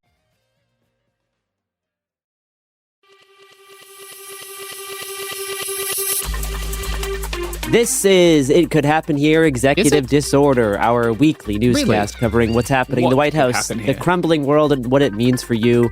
I'm Garrison Davis, today joined by Mia Wong, James Stout, and Robert Evans. Yes. Taco Trump sweeps the nation. Musk is out with Stephen Miller's wife. Liberation Day tariffs are fought in court. This episode covering the week of May 28th to June 4. So much good stuff this week. Also a terrorist attack. Not good. But before we get into that, I want to let you guys know I watched the movie Mountainhead, and then I had a dream starring all of you in the movie Mountainhead. What? And it went a lot better since we were just skiing and enjoying the woods. That's nice. I don't know anything about the film Mountainhead. Nobody launched an AI that destroyed civilization. Steve Carell wasn't there. Actually, I wouldn't mind hanging out with Steve Carell, but not the Steve Carell from that movie. Anyway, interesting movie. Yeah, interesting dream too, by the sounds of it. Wow, thanks for that quick Robert film review. Thanks for sharing, bud. Yeah. I guess a side piece of news that we aren't focusing on like much today, but we will do a piece on in the future, is Trump has cut a deal with Palantir to create an extensive new database that compiles information on everybody in the country. This covers bank numbers, student debt, medical claims, disability status.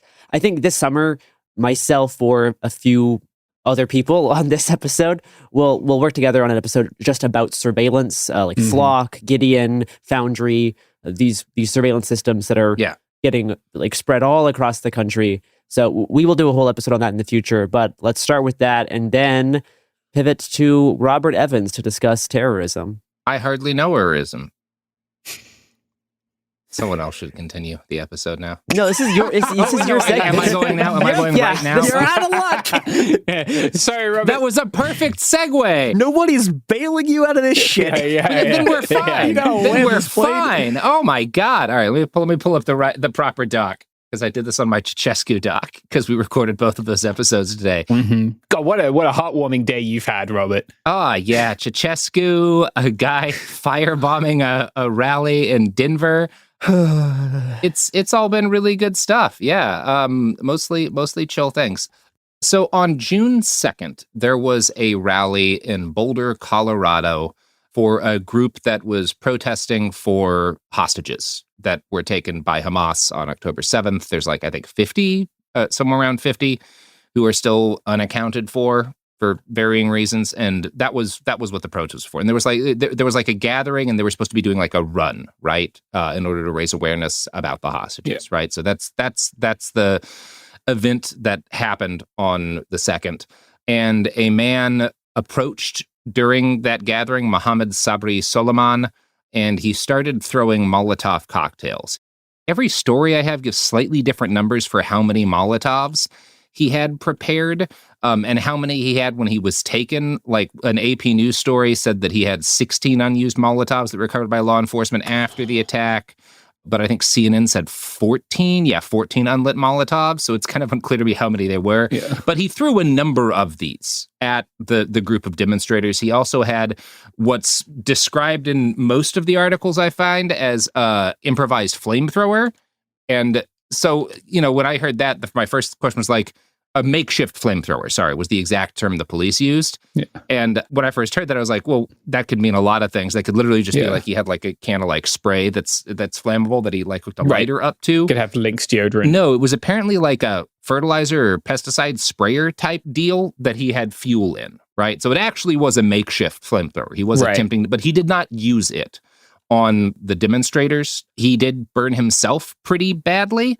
He had body armor on that he took off after he basically what seems to have happened is he throws something like half a dozen firebombs at this crowd, and he injures a number of people, several of them quite severely. There's at least, last I checked, 6 people who are still in the hospital, 1 in critical condition, although that may have changed since we recorded this podcast. The victims who are wounded range in age from 52 to 88. And so he hurts a number of people with these Molotovs. And then the way he described it, he felt like he couldn't continue going through with the attack. He had been planning this thing for more than a year, we know, or at least that's what he claimed. And he basically said that once I actually started it, I found it very difficult to continue. So it seems like he kind of didn't go as far with this thing as he could have, because it turns out lighting people on fire, even when you're very angry, is something that most people cannot bring themselves to do past a certain point. Yeah. He is on video screaming Palestine is free, and he stated to the authorities that when he'd been planning this for a year, his goal was to kill Zionists. So, this is it's very clear, like, what this is motivated by, right? Like, what his motivation was. His background is interesting, I guess you'd say. He and his family come from Egypt, and he attended like high school in Egypt and later moved to Kuwait. He has a history of it seems like he kind of got politically active during the Arab Spring. He posted a bunch of pictures of Mohammed Morsi, the leader of the Muslim Brotherhood, who served as Egypt's president from 2012 to 2013. He protested against the military coup that removed Morsi from power. Yeah. And he and his family entered the United States in August of 2022 as a non-immigrant visitor. And in 2023, he received a 2-year work authorization, which expired in March. He had tried to come to the U.S. in 2005. His primary goal in coming here in 2022 was to get his daughter primarily into a good medical school. He moved there with his wife and his kids. His daughter was on the process of graduating. They had been living in Kuwait, but for a variety of reasons, especially the fact that they were not citizens, she was like, I'm not going to be able to go into medicine in Kuwait. His daughter seems to be a very gifted medical student. Yeah. And so they moved here and she got into a medical school. And in fact, he seems to have waited to carry out his attack until her graduation. Like he wanted her to be started on her path to becoming a doctor before he carried out this attack. I think both in the hope that it would protect her and she wouldn't get forced out of the country, which we'll talk about in a little bit. And I think probably just because he's her dad and he wanted to see her graduate, right? Yeah. But then he carries out this attack. His family does not seem to have known. He basically left some messages for them as he left to carry it out.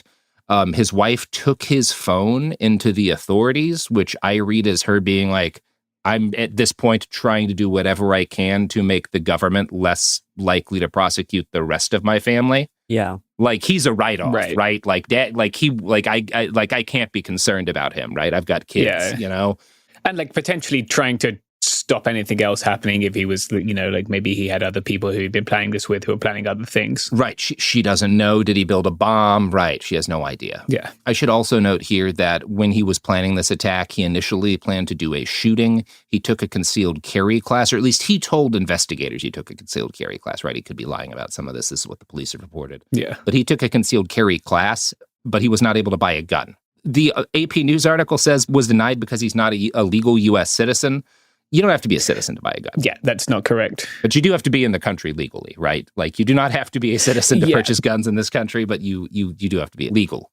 I think you have to be a resident, like certain visa categories. There's a number of ways to get a gun while not a citizen, but he was not able to. Yeah. And thank goodness, right? Like it's horrifying. Like obviously burning people is horrifying. Like the injuries that these people suffered are deeply, like there's no pleasant burn injury, but people would have just died if he'd shot them, right? Like that's just the reality of the situation. And that's already happened in Boulder once. Like Boulder had a mass shooting at a supermarket not so long ago. Yeah. So that's the bones of what happened here. No, I mean, having this like less than a week after the embassy shooting is pretty notable. Not great. Yeah. Speaks to the contagion way these kinds of things spread, right? Exactly. I mean, last week we talked about how like this plays into like media that only benefits the actions that Israel's continuing to take, and how much media attention was going towards the shooting and like the immediate aftermath. And something that I found a little bit interesting is how fast that story kind of went away, which I wasn't really expecting. Mm-hmm. I thought they would be, relevant for a little bit longer. People would try to keep it relevant for a little bit longer. I think part of the reason why maybe it went away faster than what we thought is so that it would not encourage like copycat attacks. Right. And that still seems to happen to a degree. And I mean, it sounds like this guy was planning something for a little bit longer. Yes. But certainly having that other shooting in like a close time proximity is notable. Yeah. I mean, and the unfortunate reality is that like, I'm sure there's someone else, multiple other people who have been planning for different periods of time, other kinds of attacks, and we will continue to see stuff like this happen, right? Some of this is when something as terrible as the genocide happening in Gaza is happening on a small screen in front of your face, and you are consuming hours of the curated worst footage of it every day. People are going to react, and they're not always going to react in the most like thoughtful way. Sometimes they're going to make a bunch of fucking firebombs and attack a group of people who there's not really any argument that these particular groups of people had any influence, any material consequence, any power in the Israeli government. But one of them's a Holocaust survivor. Like, people are going to take irrational, terrible action. That's just going to happen, you know? Yeah, it breaks people. Yeah. That kind of prolonged vicarious trauma especially is not good for you. I think a lot of this lone wolf attack is almost a way that people like cope with themselves after like watching this thing unfold on your screen. Right. And then as a response, I have to do something is what he said, right? Like, I'm never going to be able to live with myself if I don't do something. And then as a response, you use the violence of a gun to carve your name into history. And as someone who did something. I did something.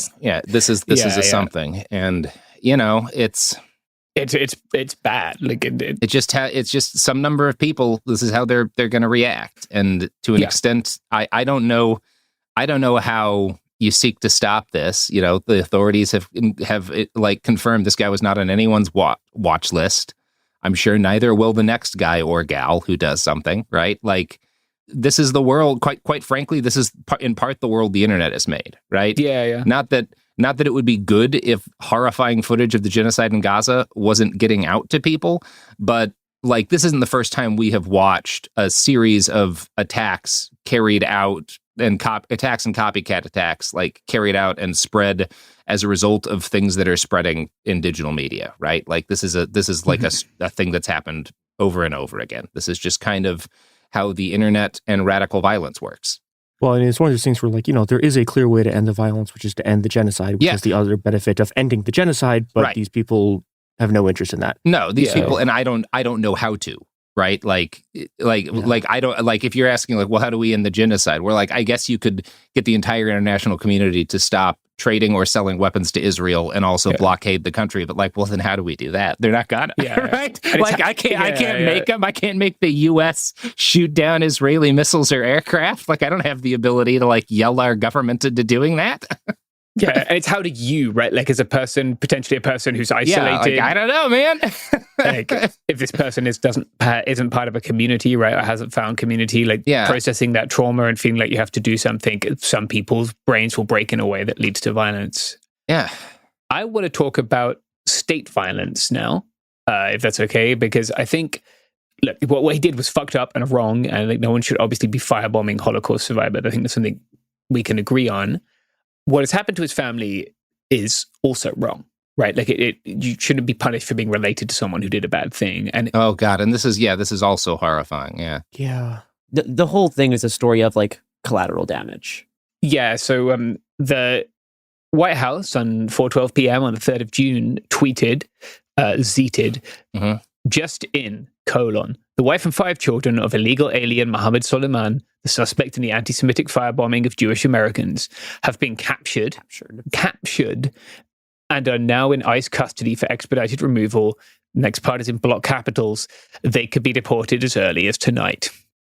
This is heartbreaking, right? Like again, like, we've talked about habeas before, but like, the foundation of everything that legal systems based on English common law hold is you have to have evidence that the person did something wrong, not that they're related to the person who did something wrong. Right. You know, but Robert and I are both intimately familiar. At least, you know, I've received calls from young people in Burma who we've interviewed whose families have been captured because of their participation in the revolution. And like, this is not a path the US should be going down.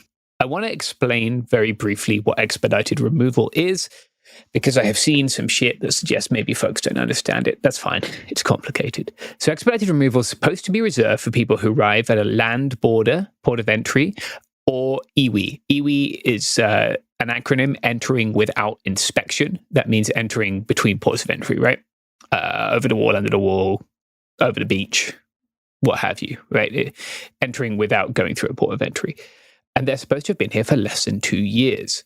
The Trump administration has been massively expanding the use of expedited removal recently.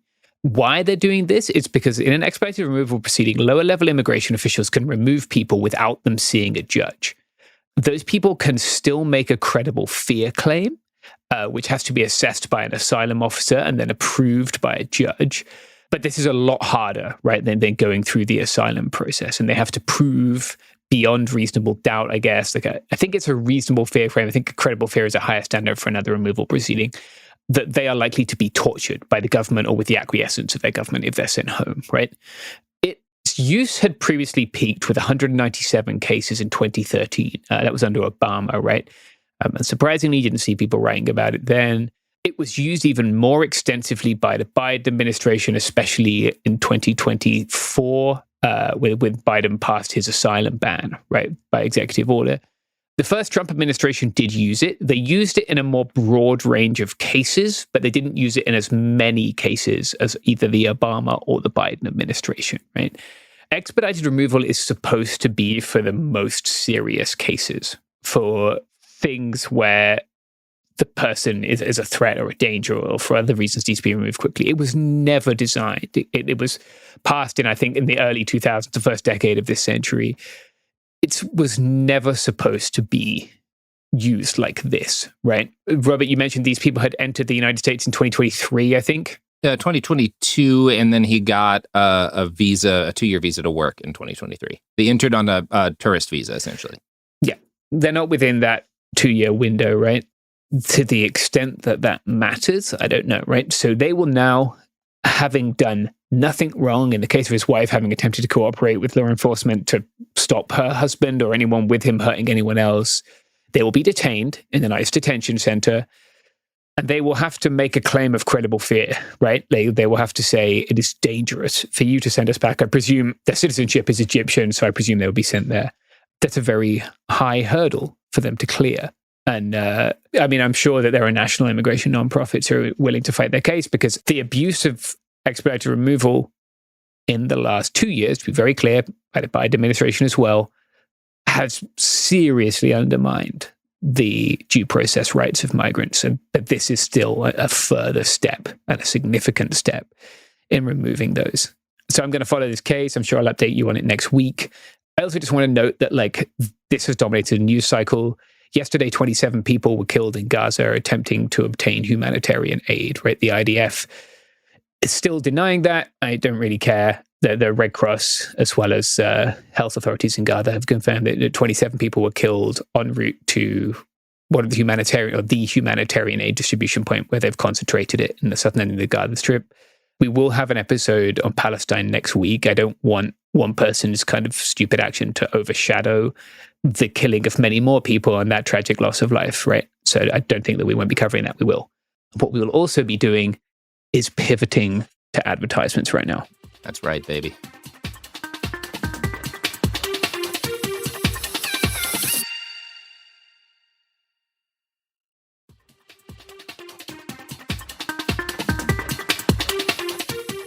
Let me maybe get out my guacamole. God fucking hell, Garrison, stop it. I'm gonna become the Joker. Is that the pivot to the... Yeah. Okay. Mm-hmm. All right. Yeah. Oh God. Okay. Let's talk about Taco Trump. Woo! Oh yeah. I hate the entire world. Finally. Get out your hot sauce. Get out your guac. Let's go. Taco Trump party. Mm-hmm. If you're doing it in full DNC style, pick a slightly racist Mexican costume or something, I guess. God. So many years ago, I was a professional StarCraft 2 fan. That makes sense. And this meant that I was exposed to Gungan style a full 2 weeks before everyone else. And this was my experience with Taco, because I started hearing this from financial news outlets, and my friend Vicky was sending me things. They're like, yeah, they came up with this thing. They're calling it Taco. And then 4 days later, all of the regular news outlets caught out to it. And I didn't want to say it's shit. It's sweeping the nation. Mm-hmm. Mia liked it before it was cool. So Taco is this unbelievable delusion that the finance people have had to program into their brains in order to keep themselves from believing their own eyes about what's happening with the economy. So Taco stands for Trump always chickens out. And it's these people's belief that Trump will always inevitably in the end back down from the tariffs. And I've been seeing this a lot, right? I've been seeing this from people who are whose analysis I respect, who are talking about how, the structural conditions of the economy are such that Trump will always be forced to, roll the tariffs back. And then it's okay, the 50% steel tariff went into effect, today, right? Like, I don't know. I'm going to get some cumin. I'm going to get some coriander. We're going to mix that up. Oh, God. Yum, yum. This is a financial thing, right? This is the thing that, like, all the day traders, like, have to convince themselves in order to keep the stock market going. Yeah. That, like, no, it's going to be fine. This is a magic spell that's being, like, waved over the economy to keep it kind of holding together. Yeah, they're like, ooh, it's going to be Yes, fine. yes. Ignore the 30% tariffs on all Chinese goods. Ignore the tariffs of the EU. Ignore 50% steel tariff today. You might say, Mia, these economists are saying, Tarif, we don't like it.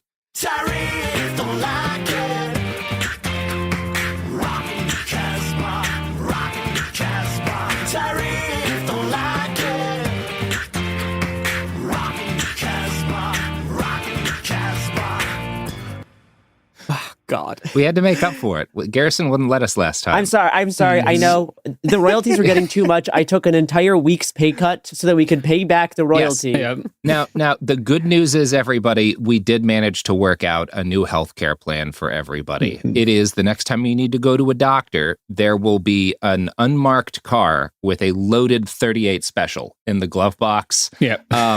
So it is a step up from United Healthcare. We've actually significantly improved things. Yeah, it's true. And I'm actually taking no pay for a year so we can do a white riot, which is just white genocide. Mm-hmm. It's about the genocide of the Boer people. Mm-hmm. It's surreal. So, okay, speaking of United Health, one of these tariffs that all these people have convinced themselves is not going to happen is the pharmaceutical tariffs, which are still, like, coming, right? Mm-hmm. But what sort of happened with this taco shit, right, is the Democrats were like, okay, I have found a way to criticize Trump that is racist. Mm-hmm. And now they're all just calling him like that also doesn't actually critique his policies. Like they're calling him Taco and Trump in relation to like negotiations with Iran. Yeah, shit that he should chicken out of. It's good if he doesn't do it. Yeah. I'm watching them do like fucking Chuck Schumer is out here tweeting about how Biden like deported more people than Trump did. And like the thing that this reminds me of the most is like the Chavez era Venezuelan opposition, where every single year they would haul some dipshit out and their platform was like, I'm going to do Chavismo better than Chavez. And every single year they would lose by 40 points. Yep. And it's like, the Democrats are like, those guys. Those people are real fucking winners. We're going to adopt every single one of his platforms, and then we're going to run on he's not doing it well enough, and then we're going to get fucking annihilated in every single election until like the democratic process itself simply ceases to exist. And this will be good for us somehow. This is just, it's pure cope. Like the entire, our entire economy is being supported by the just collective delusion that these people have built. But they fucked up, right? And the thing about Taco, and the thing I remember is from like the first time I heard about this, it was like, if this gets out, these people are fucked because Trump is going to see this and it is going to piss him off. And he's going to like, and like now that it's like the Democratic thing, it's like, no. Like the next series of tariffs that's scheduled to come off is, I'm pretty sure the China one in like the beginning of July. Could have the math wrong. I don't know. I hate math. But I'm pretty sure that's the next one. I mean, it's this is the thing that I'm still like questioning about, and like we've talked about this before. Is like one of those 30-day deadlines for tariffs on Canada and Mexico expired. Yeah, he just forgot about that one, and no one was keeping count, or they were like distracted. Yep. I think specifically they were putting in some like European Union like tariffs like that day. And then just nothing like happened. Yeah. And like I am wondering how much of that is like he's just going to announce tariffs, put them on hold, and then just forget about them, but still announce new different tariffs in the future that may cover some of the same stuff. Well, so here's the thing. I some of these you remember, some of them doesn't, because so the steel tariff doubled from 25 to 50, right? And that was one of the rolling date ones, right? Yeah. And so I think it's like there are some that he like cares about, and there are some that he kind of doesn't. I mean, I feel the same way when I'm getting tacos, like pork tacos, no thank you. Fish tacos, maybe. I don't endorse Garrison's opinion on tacos. This taco Trump shit is like, I long for the days of Orange Man bad. Drumpf was better than this. This is the worst it's ever been. Like, oh God, get me comedians cutting his head off live on stage again. Like, sure, yes, that was fine. That was great. This is just like, what are we doing here? Oh my God. Yeah. I mean, it's really tough because cilantro prices are going to spike because of these tariffs too. So, I mean, we can't even call them tacos. It's okay. You know, Garrison, that's actually just good politics, right? Because some people have a disability where they can't taste cilantro. Not a disability. That's not true. I have no association with previous statements. I will not be canceled by this. I do not buy the cilantro gene. I don't think it's real. Wait, you don't think the cilantro gene? Oh my God. Okay. I don't think it's a gene. No, it's just I don't think people with the cilantro taste bad gene. I don't know if we'd call them people, right? If it tastes like soap to you, I just don't know. I don't know. Talks with China have been breaking down. Both sides have been accusing each other of violating the agreement they had come to roll the tariffs back, which they both have. I believe both sides on that, actually. Yeah. and again, this comes to the actual fundamental structural problem of this, which is that. And I think this is why a lot of people think that everything will sort of eventually go back to normal and it'll turn into sort of bluster like it did the first time. Is that okay, again, Trump's actual goal here, which is to not have a trade deficit with China, is unachievable, right? There's nothing that can actually be done in order to do that. And there's no good way to claim victory either. And so what we're sort of escalating towards is July, the 130% tariff sort of coming back into effect. So people are building up, I think, this I don't know, the sort of psychological wall to the fact that this could happen again. And the fact that these negotiations are breaking down, I think, is just making it increasingly likely that it is just going to explode again. The steel tariffs also are just a shit show for a whole bunch of different manufacturing sectors. It's very bad for the U.S. auto industry. There's already been reports on the effect of 25% steel tariff has had on the construction industry. This has been tied into sort of oh yeah, the U.S. is not replenishing its housing stock because but it's fucked. It's real bad. I don't have a I don't know. I don't have a better thing to say about it than that, and that it's going to continue to get worse. And at some points, probably the taco is going to be fucking over and people are going to realize that he's going to do this. And especially now that they just pissed him off. Oh, God. Yeah, well, what will they do then with their giant inflatable chicken? This is the biggest. Send it to Tehran. This is the biggest lib brain stuff I've ever seen. I am living in a world where a group chat that I made on Signal when I was manic last year has had more policy effect on preserving trans healthcare in that fucking budget bill than the entire Democratic Party, and they are spending their money fucking hauling out chicken, fucking chicken inflatable.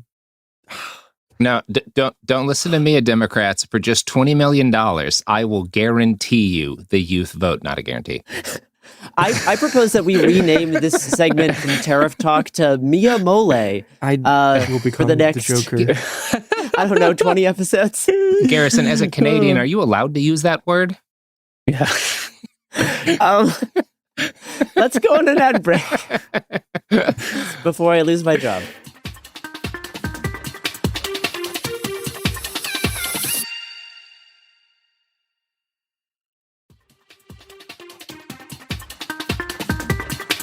Okay, we are back.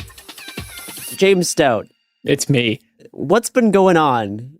Hey everyone, it's James. It's Thursday night here, and I'm just recording a little pickup to update you that the Trump administration has issued another travel ban.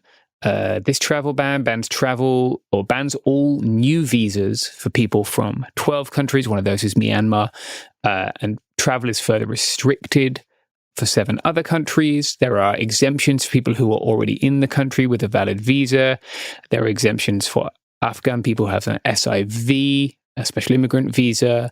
There are other smaller exemptions for the Olympic Games and sporting events, for example. We will do a whole episode on this because we need longer than we have to explain it, but I just wanted to make people aware that we are tracking that. We're planning on getting something out about it, but we don't have enough space in this episode or time to edit to address it in full today. Well, some things have been happening, Garrison. Here in sunny San Diego. With, from what I hear, actually great tacos. Yes, tacos are actually very good in San Diego. Yes. Oh, excellent tacos. Some of the best tacos in Southern California, which is saying something. Yeah. Mm-hmm. Come and visit us, eat our tacos. Mm-hmm. cross the border, get some extended release Mexican tramadol. Let me know where you are. Anyway, continue, James. Or tacos, whatever you want to get across the border. So ICE agents raided Buona Forchetta, which is a pizza place in South Park. I used to stay like just above here. I would get late night pizza there all the time when my job was riding my bike and my hobby was drinking at Hamilton's RIP, which was a craft beer next door. In this bungled raid, they entered during the late afternoon, early evening of Friday, and ICE agents soon found themselves surrounded by an angry crowd of local people, patrons from the vegan Small Plates cocktail place across the street, and the brewery. It's now South Park Brewing, as well as folks from the neighborhood. Right, this is one of those neighborhoods that, like, South Park as a concept was kind of invented by real estate agents so that it wouldn't seem like Golden Hill or Bankers Hill, and it would have like a more upmarket branding. So you have these very nice bars and restaurants, but then you also have like a laundromat on the corner and like a food market, like a non-chain supermarket that serves a primarily Latino clientele, I would imagine. It's one of these very sort of like class diverse neighborhoods, I guess. And people came out en masse. They surrounded these vehicles, right? They were chanting, "Let them go." ICE and HSI agents decided to defuse the situation by throwing flashbangs and then leaving with 4 employees. I should add here that, as KPBS put it, quote, "flashbangs were thrown," which is a cowardly use of the passive voice to obscure culpability. I think flashbangs spontaneously were deployed. Right, yeah, right. Who can say, Garrison? Maybe the people at the death metal vegan restaurant bought the flashbangs. Well, and I also do want to say, I have gotten word from some exclusive sources that these were actually secret militia members masquerading as ICE agents. Yeah. Let's just fucking address it because it's very silly. The understandable degree of it is that, like, they are dressing like Proud Boys now. They look exactly like Proud Boys in Portland in 2019, right? Like, they are indistinguishable visually. Their uniform standards have like kind of gone away. It seems like they don't have standards anymore. Yes. And now they are just dressing like how Proud Boys and 3%ers used to dress. Yeah. So, like, I think this kind of conspiracy theory stems from the initial misidentification of the ginger ICE agent who smashed someone's window as Michael Meyer, aka Lewis Arthur, who's one of the veterans on patrol leaders. Mm-hmm. He was live streaming in Oklahoma at the time that raid happened. It's not him. Yeah. It's just 2 people who are ginger. Yeah. That is possible. That there are lots of them. Then I've seen this in multiple other cases, often from the kind of more lib sky people you see on Blue Sky, right, who seem unable to comprehend the fact that, no, they are cops and they are doing evil shit, and cops do evil shit. Cops can do bad things, and now cops are more likely, especially immigration officers, to not have their names on their kit. Yeah. And this is something that we saw like in Portland in 2020, and it was incredibly worrying, and now it's spreading all around the entire country to the point where most like people enacting these raids are both hiding their identities and also obscuring what agencies they are actually like from, which is why people are concerned that what if these guys aren't even from the government? What if these are just like some kind of right-wing militia? And with a little bit of checking, you can usually tell that they are in fact from usually DHS. Yeah. I mean, the California one was somewhat ridiculous, right? There is not an exemption to the California assault weapons ban for militias. These guys had guns which would have been about 4 felonies each. Yes. I'm not saying people don't do felony things, they do, but you'd have to be a bit of a tool to just stand on the street with your felony select fire MPX. Part of this is a very, and a lot of leftists fell for this too, but this is fundamentally rooted in a liberal delusion, which is that the danger is unaccountable groups of civilians with guns, not the police. Yeah. The danger is the cops. The danger has always been the cops. Yes. We need to push back on this, right? Yeah. Like, the Proud Boys are not like the be-all and end-all of evil. In no, fact, are they bad? Sure, of course. I've had my hand broken by one. I don't like them, but I'm not as scared of them as I am of just the cops. We need to push back on this because it fundamentally misidentifies the problem. And until these people wake up and realize that, they're not going to respond in the correct manner. Yeah, and I mean, one of the things that you can point out here is it's like, there were a bunch of police in Nazi Germany, and the moment that they started carrying out the orders of the Nazi government, they became Nazis. Like, that's just how this works, right? Yeah. You don't get a pull of like, oh, well, I was just a Weimar police guy just enforcing the laws of the Nazi government. It's like, okay, you are a Nazi, and you are a Nazi because you are an agent of the Nazi state, not because you are like you were like necessarily in some paramilitary or whatever. Like, yeah, a member of the party. Yeah, like that's what happens when you work for a fascist state. So you are now a fascist. So in documents I've reviewed, ICE claimed that 19 employees at a restaurant were using falsified green cards. They were acting on a tip from November 2020, and then they received a follow-up tip in late January 2025. The tip claimed that many of the staff at Buona Forchetta were undocumented, that the owner made them work long shifts and verbally abused them. I have seen no evidence that this is true beyond that claim. I've been to and past that restaurant hundreds of times. I've never seen anyone who looks sad to be there, but that doesn't mean it's not happening. But I've seen nothing to lead me to believe that it is beyond this claim, right? HSI had been in communication with Buona Forchetta's lawyer since February, and they had been cooperating, right? Like Buona Forchetta had given them these documents, which they claim were fake green cards. They applied for this warrant, which they got an exceedingly broad warrant. One of the things it allowed was for everyone inside to be detained and fingerprinted if necessary, even people who are not accused of any immigration offense, right? People who are United States citizens. The warrant also detailed that they had been surveilling the location. City Councilman Shawnila Riviera called the HSI agents terrorists in a social media post. Bill Malugin got sad about this. Stephen Miller quote tweeted Bill Malugin getting sad about this. Todd Gloria came out with 3 paragraphs of total bullshit and continued to unabashedly support stripping our city of all its socially beneficial services in order to direct a fire hose of our money to the cops, one of whom earned $430,000 in 2023. Jesus. What? Yep. Oof. Yeah, San Diego's highest paid public officials are cops by... Oh my God. Yeah. We are becoming a police department with a city attached because of Todd Gloria, someone who ran in 2020 on a reform agenda, right? Who earns himself $250,000, much less. That's unhinged. More than a football coach makes, which is completely... I thought that the Portland police were paid too much. That's wild. Yeah.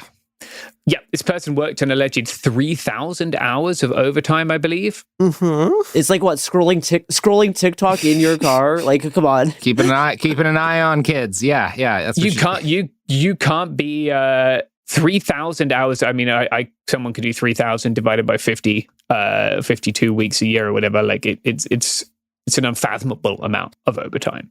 Yeah, it's just 58 hours a week. Whoa. Yeah, so that's full-time plus 1.5 full-time jobs. Hard worker. No. There's a KPBS article on it. I'll link it. Multiple police officers, I guess, in 2024 are on track to earn over $400,000, with the bulk of it coming from overtime pay. San Diego never gets enough attention for being a complete shit show of a city, right? When Enron by the sea is the best way I've heard it described. Whoa. Right? Like our city... Mm-hmm.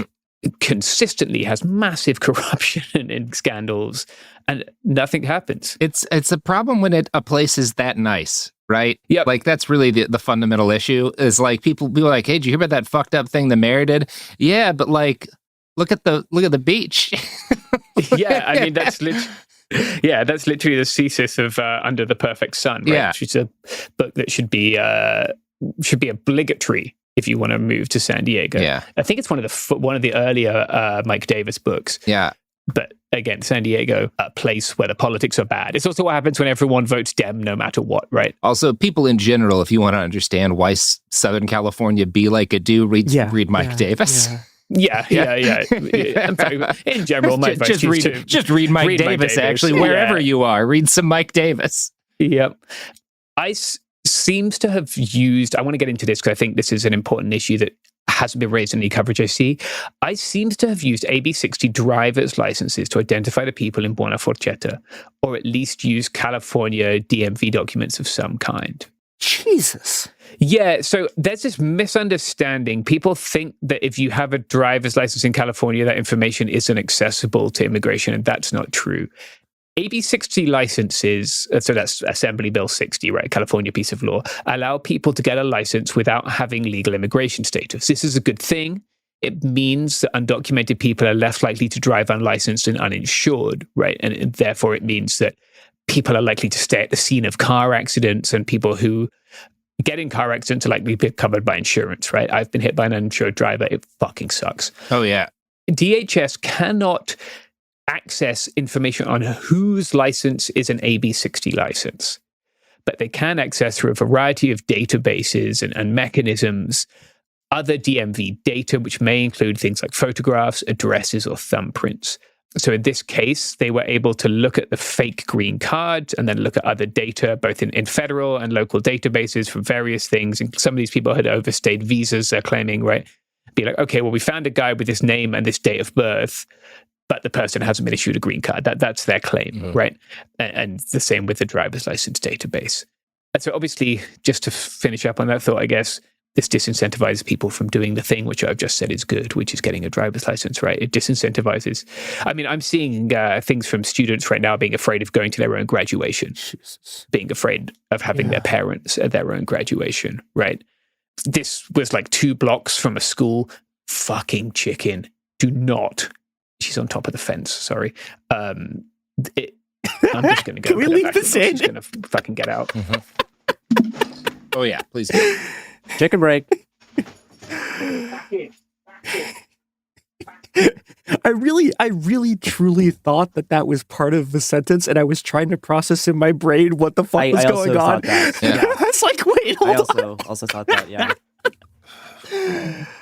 All right, we're back. Did you non-commercial? Did you pick up the chicken? Yeah. Could you say that you were kind of a chicken jockey? No. Everyone, no. Just another 30 seconds of silence, everybody. Let's really give that its due. Has anyone got a gong that we could clang? No. All right. Pouring one out for Garrison. So to finish up, right now, both Buona Forchetta locations are closed. A GoFundMe for the impacted employees and their families has already hit twice its goal, $120,000. As I've said, there have been suggestions, which as far as I'm aware are unfounded, that a restaurant forced undocumented employees to work long hours. It doesn't matter, right? Even if they did, you shouldn't be punishing the people who are being, in theory, abused, right?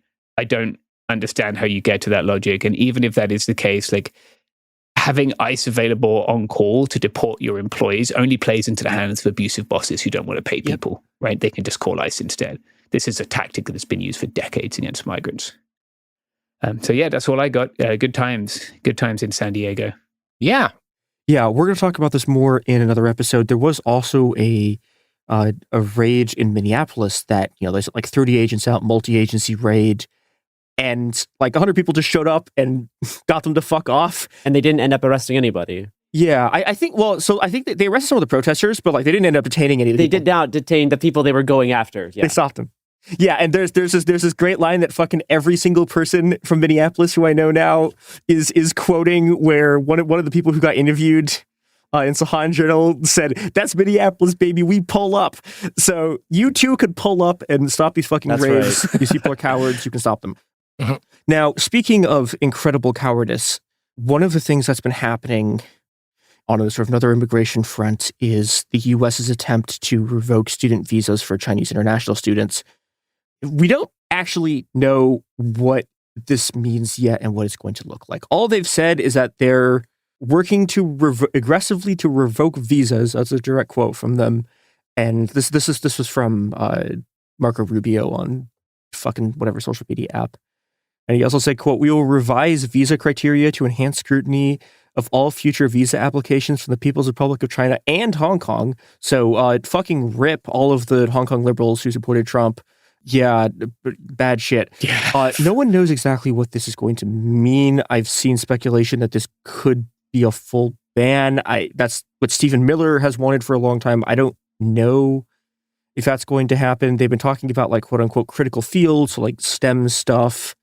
It could also be the specific language that we're using is like anyone who's linked to the Communist Party. That's a lot. I mean, what does that mean? Yeah, who the fuck knows, right? Like, linked. Some of these people are the kids of like Chinese Communist Party members, but like that's like 7% of the population of China, right? Like that's a lot of people. And then linked can be fucking anything, right? Like, yeah, So no one is entirely sure what this means yet.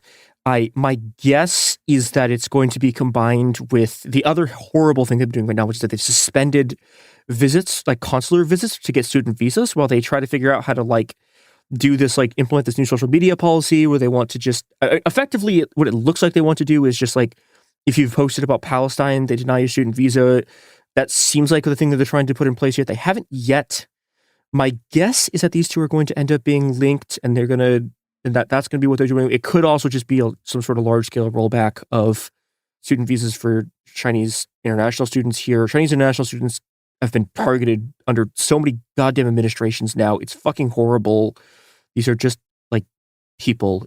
It's interesting because when you read media accounts of this, a lot of them will be like, well, people aren't that, like, we're not that scared. That's okay. And it's like, well, no, you are talking to the people who are stupid enough to talk to an American journalist, right?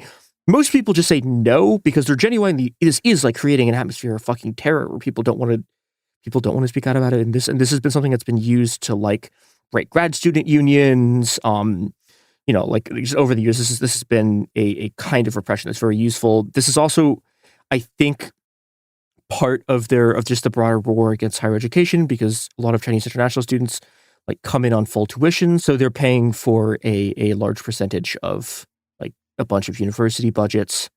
But yeah, we will keep you informed as to what this actually looks like. That's what we know about it for now. It fucking sucks.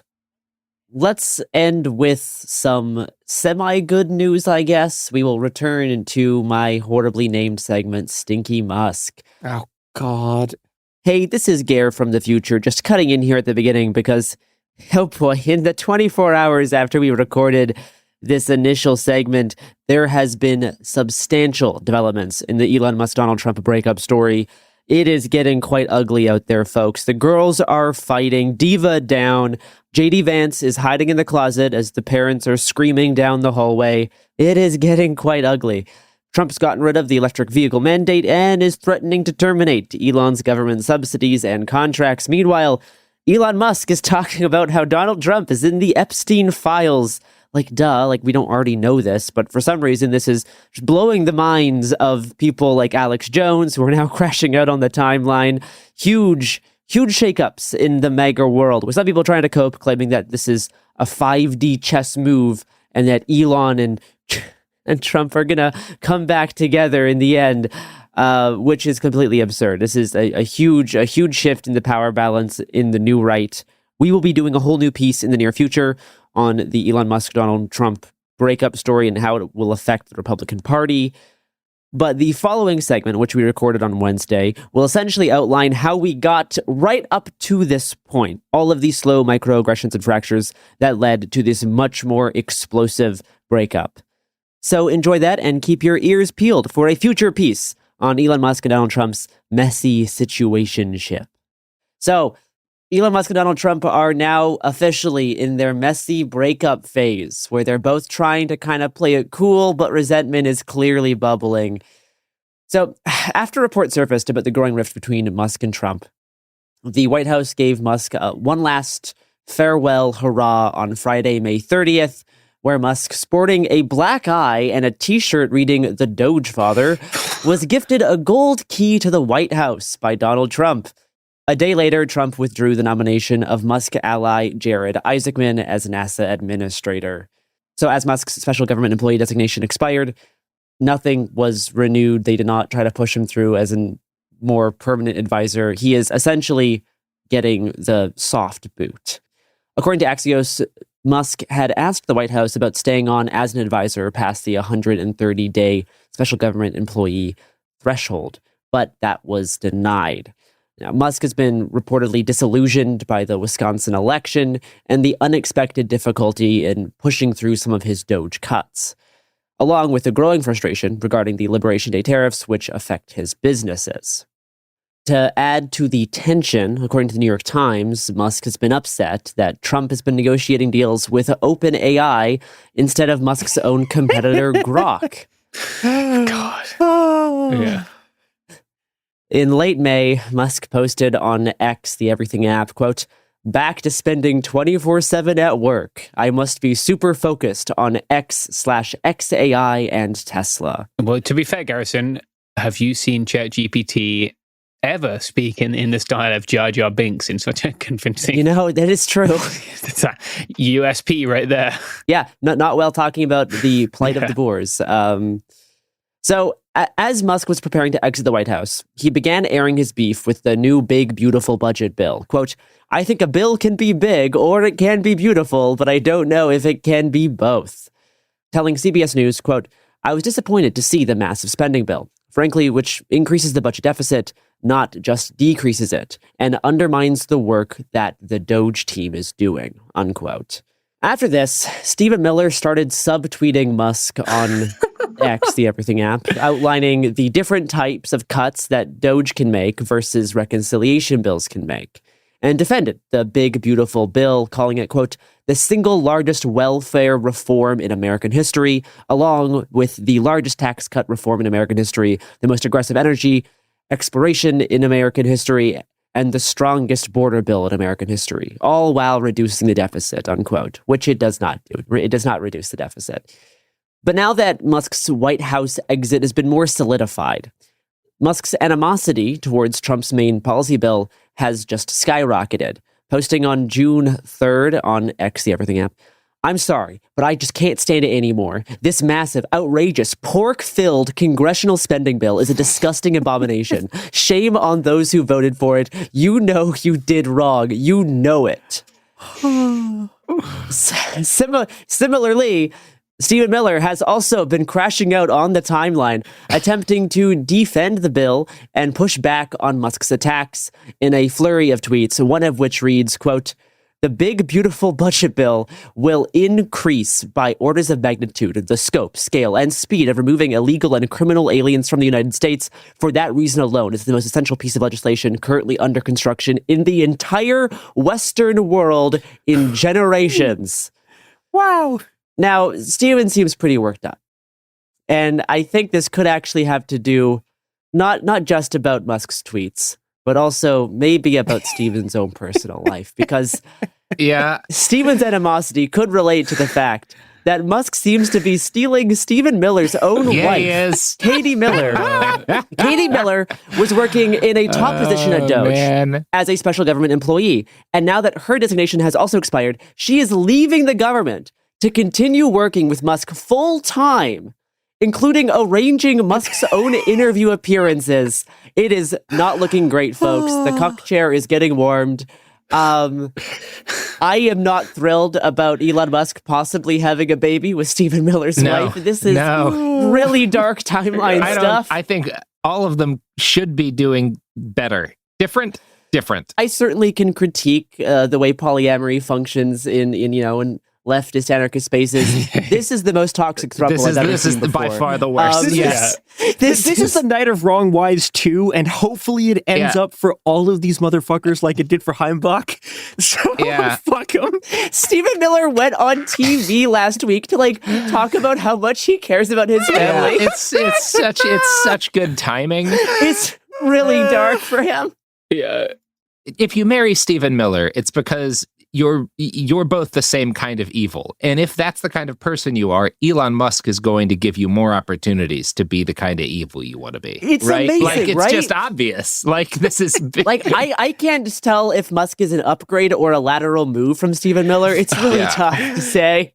Yeah. This is very funny. But this is one of the last bits in the White House Elon Musk saga. He really tried to push forward this Doge retire all government employees agenda, and it ran into way more roadblocks than what he was expecting. And he seems really upset about that. And now he has to return to the private sector to save his failing businesses, which have only started to fail more now that he damaged an already kind of a troubling reputation the past few months. Yeah. So that is the update on Elon Musk. Awesome. Well, everybody, we reported the news. I love reporting the news, and that you did it. Goodbye. We reported the news.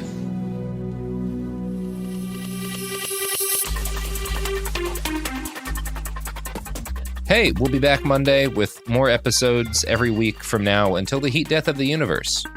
It Could Happen Here is a production of Cool Zone Media. For more podcasts from Cool Zone Media, visit our website, coolzonemedia.com. Or check us out on the iHeartRadio app, Apple Podcasts, or wherever you listen to podcasts. You can now find sources for It Could Happen Here listed directly in episode descriptions. Thanks for listening.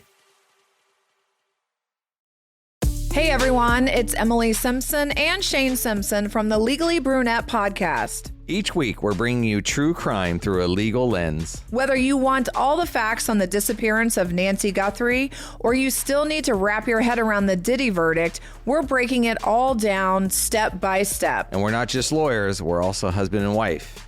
It makes for some pretty entertaining episodes. Listen to Legally Brunette on the iHeartRadio app, Apple Podcasts, or wherever you get your podcasts. Welcome to Dirty Rush, the truth about sorority life, the good, the bad, and the sisterhood. With your hosts, me, Gia Giudice, Daisy Kent, and Jennifer Fessler. The reality of Greek life has been a mystery for those outside the sorority circles until now. Is it really a supportive sisterhood that's simply misunderstood? Or is there something more scandalous happening on campuses across the country? Let's get dirty. Listen to Dirty Rush on the iHeartRadio app, Apple Podcasts, or wherever you get your podcasts. Then she says, have you seen a photo of my son? And I'm like, who is this person? Welcome to the Boys and Girls podcast. Arranged marriage is basically a reality show, and you're auditioning for your soulmate. And who's judging?